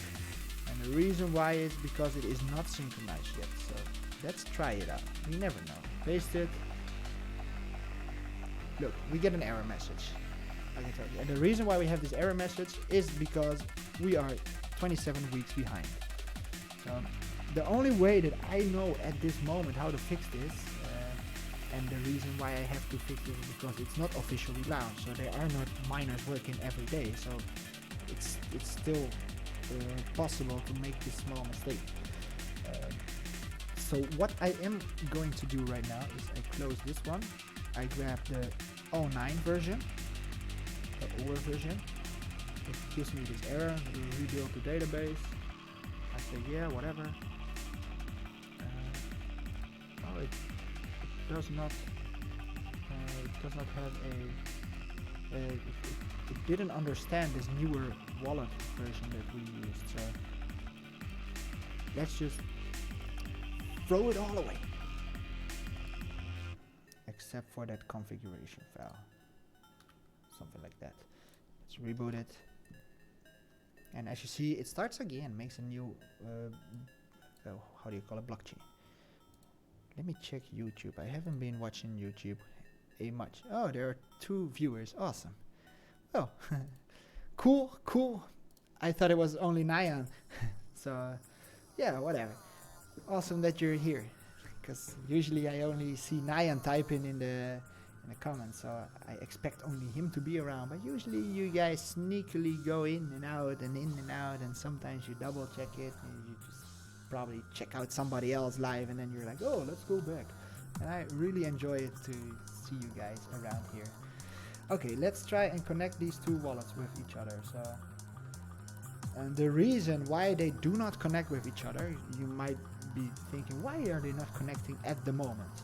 The reason is because it is hard coded that my IP address is already hard coded in the source code. We did that together. But one thing is that I'm using a VPN right now. So Windows is on this new IP address. The reason why I have a VPN is, this is the reason. So that I have 2 different IP addresses for different wallets. So I will show you. If I check out this wallet, debug window, show the debug window, let's go to debug log file, and we just started it for the first time. So this is the information. It says, okay, you're starting the Fartcoin core version and the release build, and here's somewhere, give me a sec, somewhere it's supposed to check out his own IP address. Where is it? I do not recognize this IP address. Where is it? Come on. Usually it stands somewhere in here, but maybe it has changed. But that does not actually matter. But if you have the same IP address, then it's obvious that it will locally find it. It will use the IP address 127.0.0, and I didn't want that. I wanted to make sure that it goes over the internet. So because I had some troubles when I started this stuff. I expected to read something about my IP address, but I cannot see it. So well, I can show you just in the internet here. You saw it, but if I write my IP here on Windows, my IP is at the moment apparently this number. See, it's the same. And on Linux, this Linux version does not care about the VPN. It works totally around it. I don't know why, but the VPN does not work, and I'm very glad that it does not work, because if I type my IP here, then I really get my own IP. Like, this is my actual IP address from here. So yeah, that's just cool to know. And that IP address of Linux is hard coded into the wallet, but that VPN IP address always changes. So this wallet always has a different IP address. Every time my computer restarts, it usually just connects to another IP address, but Linux does not. So if I would open this Linux wallet, he knows his own IP address because it's hard coded. So it will search for itself, but it cannot find itself because this wallet is on a different IP address. But if I close down this wallet, the Windows wallet, which has the different IP address, and I restart it, then it will find the other wallet. Yeah, let me just do that. Not the core version, not this newer version that we've created together, the number 16 version. And let's hide this, and they will find each other. We just have to wait. This takes a while. I expect them to find each other. You can do it. Come on.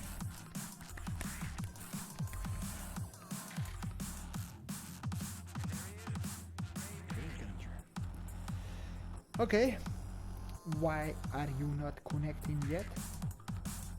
Maybe it takes a while. Maybe he's pissed off at me. He's like, no, man, I don't like what you're doing. One address found in DNS. DNS thread exit. Loading address. Could take a while. Why no connection yet? Okay, let's just forget about it. I'll grab the other wallet. We will connect them. We will mine our first block. Because I want to do it now. I'm sorry. Let's just open this wallet. I know that the chain parents of all these wallets are all the same. So I'm pretty sure that they will eventually find each other. Wallet requires newer version of Fartcoin. Okay, well, let's go back to our wallet and delete everything.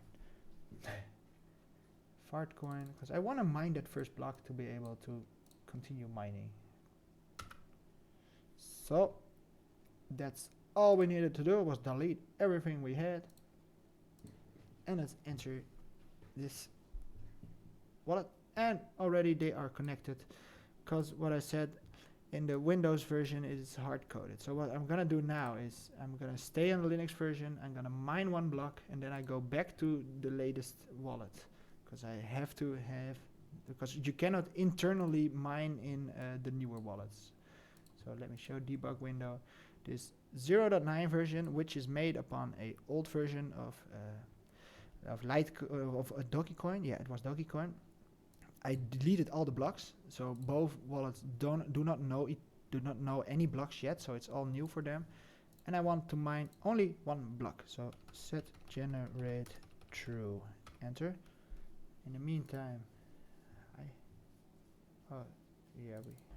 we can just put a new song.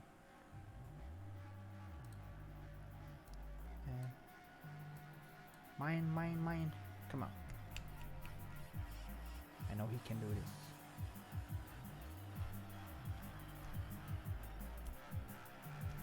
Come on. I'm sorry, this is getting boring. Am I right? This is not fun anymore. This is taking way too long. And I think in the meantime I'm getting a little bit tired as well. I don't know, a little bit. Oh, my neck is hurting a little bit.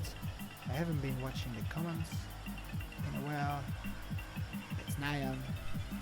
Awesome, you're still here. You're always here. But yeah, I think I can't get it to work at the moment, and I don't know exactly what's going on. So you need to give me these settings, or 2 or 3, 4 or 5. Why I am not yet really mining.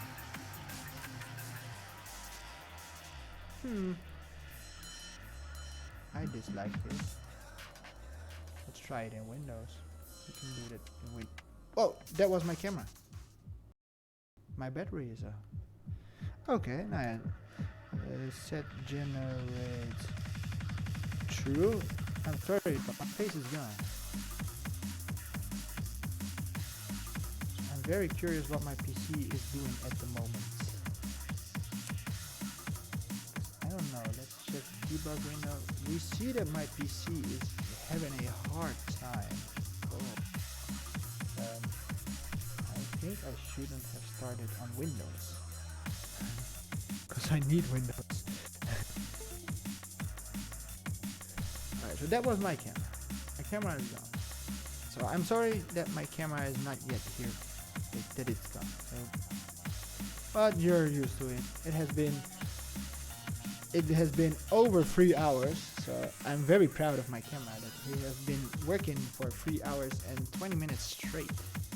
So it has been a long time for my computer, for my camera. Why won't it start mining? What's going on? I don't like it anymore. Let me just go back in time. Oh man. Status of the stream. My stream is not working well. I get a red flag. says everything is getting slow on my computer. So please speed up. I stopped mining and all of a sudden my computer is fast again.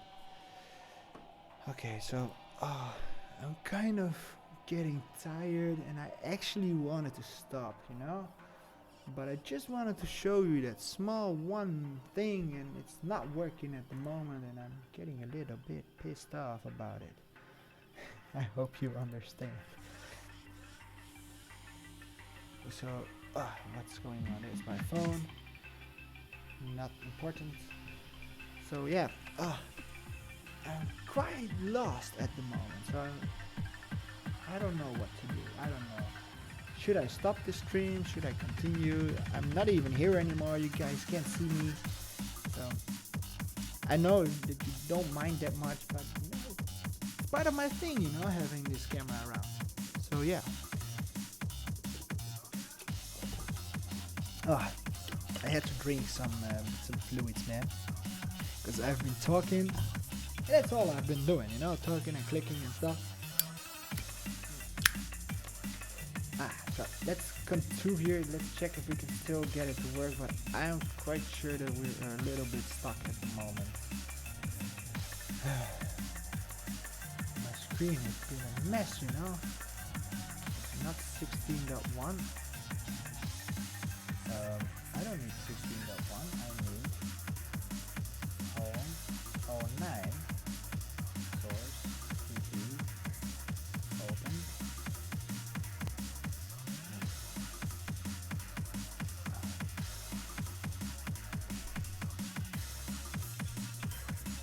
One last try while we're still here. After that I'm done, you know, but I just wanted to try something. So close this. I'm working on two screens even though y'all can only see one screen. Again, desktop, my wallet. Let's open the bin version of this cutie, the one that we created an hour ago. Not even an hour ago. Do you want to rebuild the block database? Yeah, that's alright. So please connect to each other. Do it for me. Be nice to me. Will it connect? I want it connect. Well, it won't work. It won't work anymore. I destroyed it. I'm tired, you guys. Come on, you can do this. What happened? Why won't it do this anymore? Why didn't I make a backup of that older that one block? I did it yesterday. I don't know exactly what I did yesterday. It's so annoying when you forget stuff. Why won't you connect? Not this can be closed. 0 to Monero can be closed. Closed, I said closed. Why won't you work anymore? Getting a little bit pissed off right now.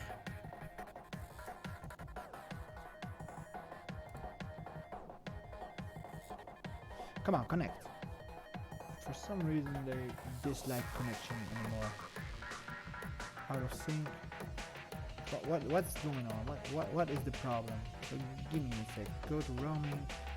Go to my Fartcoin mode. Grab everything. Delete it all. As a matter of fact, delete the entire Fartcoin folder. I don't care. I'm pissed off. I don't know if you noticed, but I don't like this. And let's retry it for one last time. About this one, delete everything, just to run it. Don't be annoying. Let's run it on Windows as well. It's not available anymore. It was on our desktop. Can I use this wallet? We're gonna check out. I don't know. I'm not sure. Come on, please connect. I want you to connect. We have the same information, so you should connect to each other. Ooh, HTTP. Never known what the HD key is. Do you guys know what the HD key is? I don't know. Hey, there's someone back, so welcome back. Whoa, there's even 3 persons now. Wow, what happened? All of a sudden, you came back. Or maybe you're new, I don't know. But it's awesome that you're here. It's been a while. I've been online for like 3.5 hours, so I'm not gonna stay online that much longer. I just wanted to restart some stuff. I just threw away my entire blockchain, and I'm still talking to my camera even though it is off. I'm sorry that my camera is off, but I didn't know that it was off. So why won't my wallets connect anymore? What did I do wrong this time? I keep making some small mistakes. Error in my database. What's going on? Come on, connect to each other. They're pissed off. My wallets are like, we don't want to work with you anymore. We don't like it. Alright, so let's just... Oh, what am I supposed to do, man? What am I supposed to do? I've been around here for a long time. I'm very tired, and I wanted to go chill out a little bit, but in the meantime I wanted to work on this wallet. Oh, I'm so confused. Getting really confused, you guys. I'm sick and tired of this. I'm just gonna put my old blockchain back. Except for this file, delete it all. Checking this list. What was the latest deleted file? It was these blocks. Trashed on. Block. Is it this block? Yeah, it must be these blocks. I'm not sure. Let's just try it for fun. Let's see what happens. Oh, not empty. Restore it. Merge them? You cannot do that. Error while copying. I just want my original folder back. Wallets. And then from that same period of time, I think this wallet. I'm not even sure. Well, it's not. Is it important? Yeah, it is important. Restore. Let's check if this would work. We don't know. Let's check. Nope, wrong wallet. But show me the blocks. How many blocks? So this is the right one. So let's close it. This is not the right wallet.dat. So we need another called wallet.dat. Number 17. Where is it?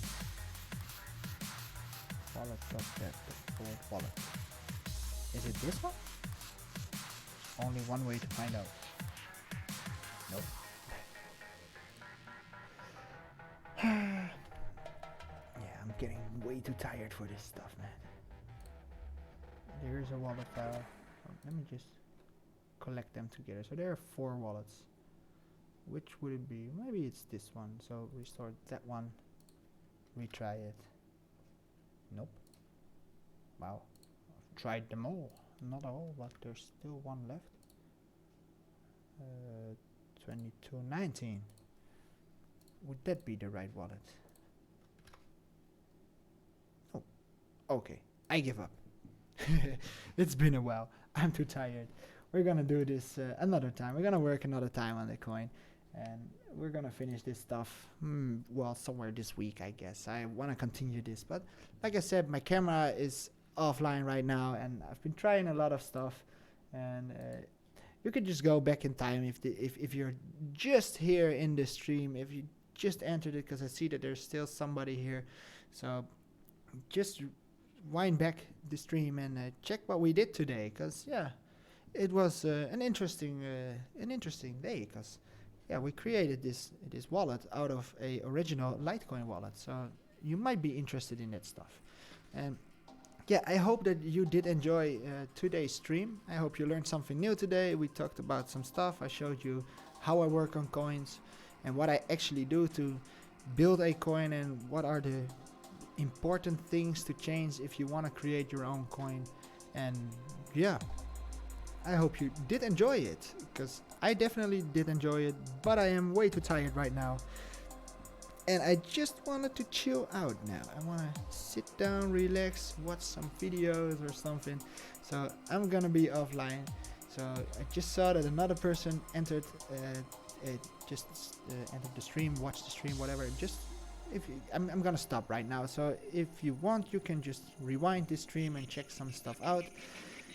And I want to thank y'all for being here. Yeah, it's me.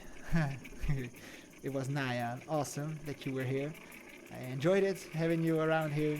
You always help me out.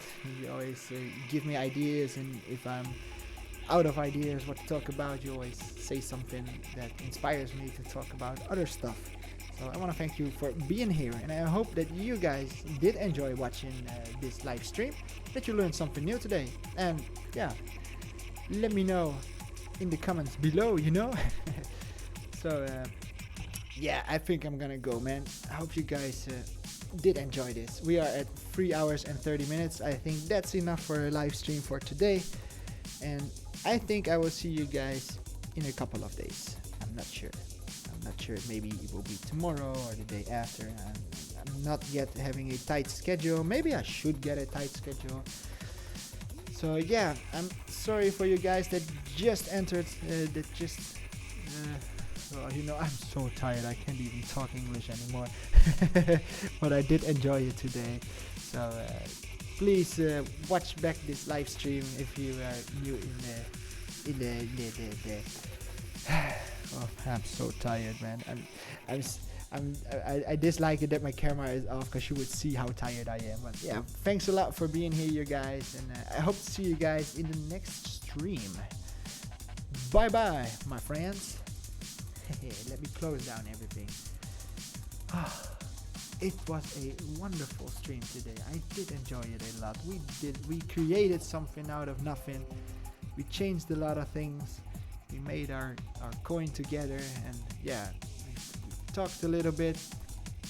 So yeah, awesome, man. See you guys next time. Bye bye.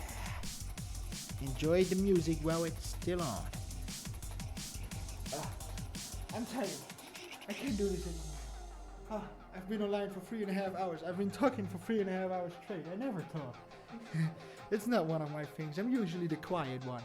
I'm the introvert. I'm not used to talking the entire day, man. But I do enjoy it. So I hope you guys did enjoy it. And I'm sorry that you can't see me. And I'm still looking at the camera, but it is offline. So yeah, my battery is low. My camera, even though I do have this battery pack, it lasted for 3 hours and 20 minutes. So I'm pretty proud of that, because it used to be 1 hour or something. So it's way better this time. I'm still looking at my camera. I feel so stupid. Okay, it was awesome having you guys here. See you guys next time.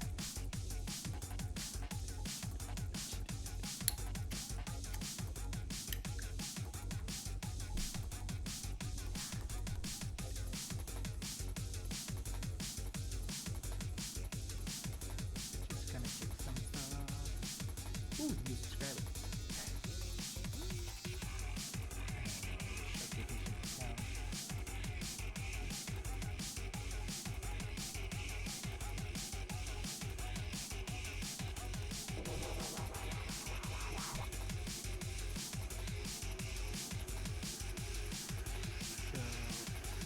We are actually listening at the moment. I think it was the song Stubbornness that we created. Hey, well, let me check to be sure. Oh, it's Black Wednesday. Ooh, it's not even on this CD. You can find it on our first EP. I don't know if I already liked it myself. So I should not be this account. I should be on that account. And like this video. It's the third song on our demo EP. If you guys are wondering, you can find it here in our Shock Division account. And I just did like it, so you guys can find it in my likes, I guess. Yeah.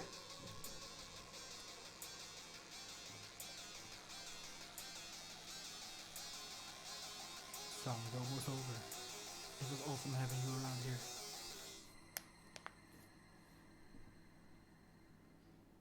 See you guys next time.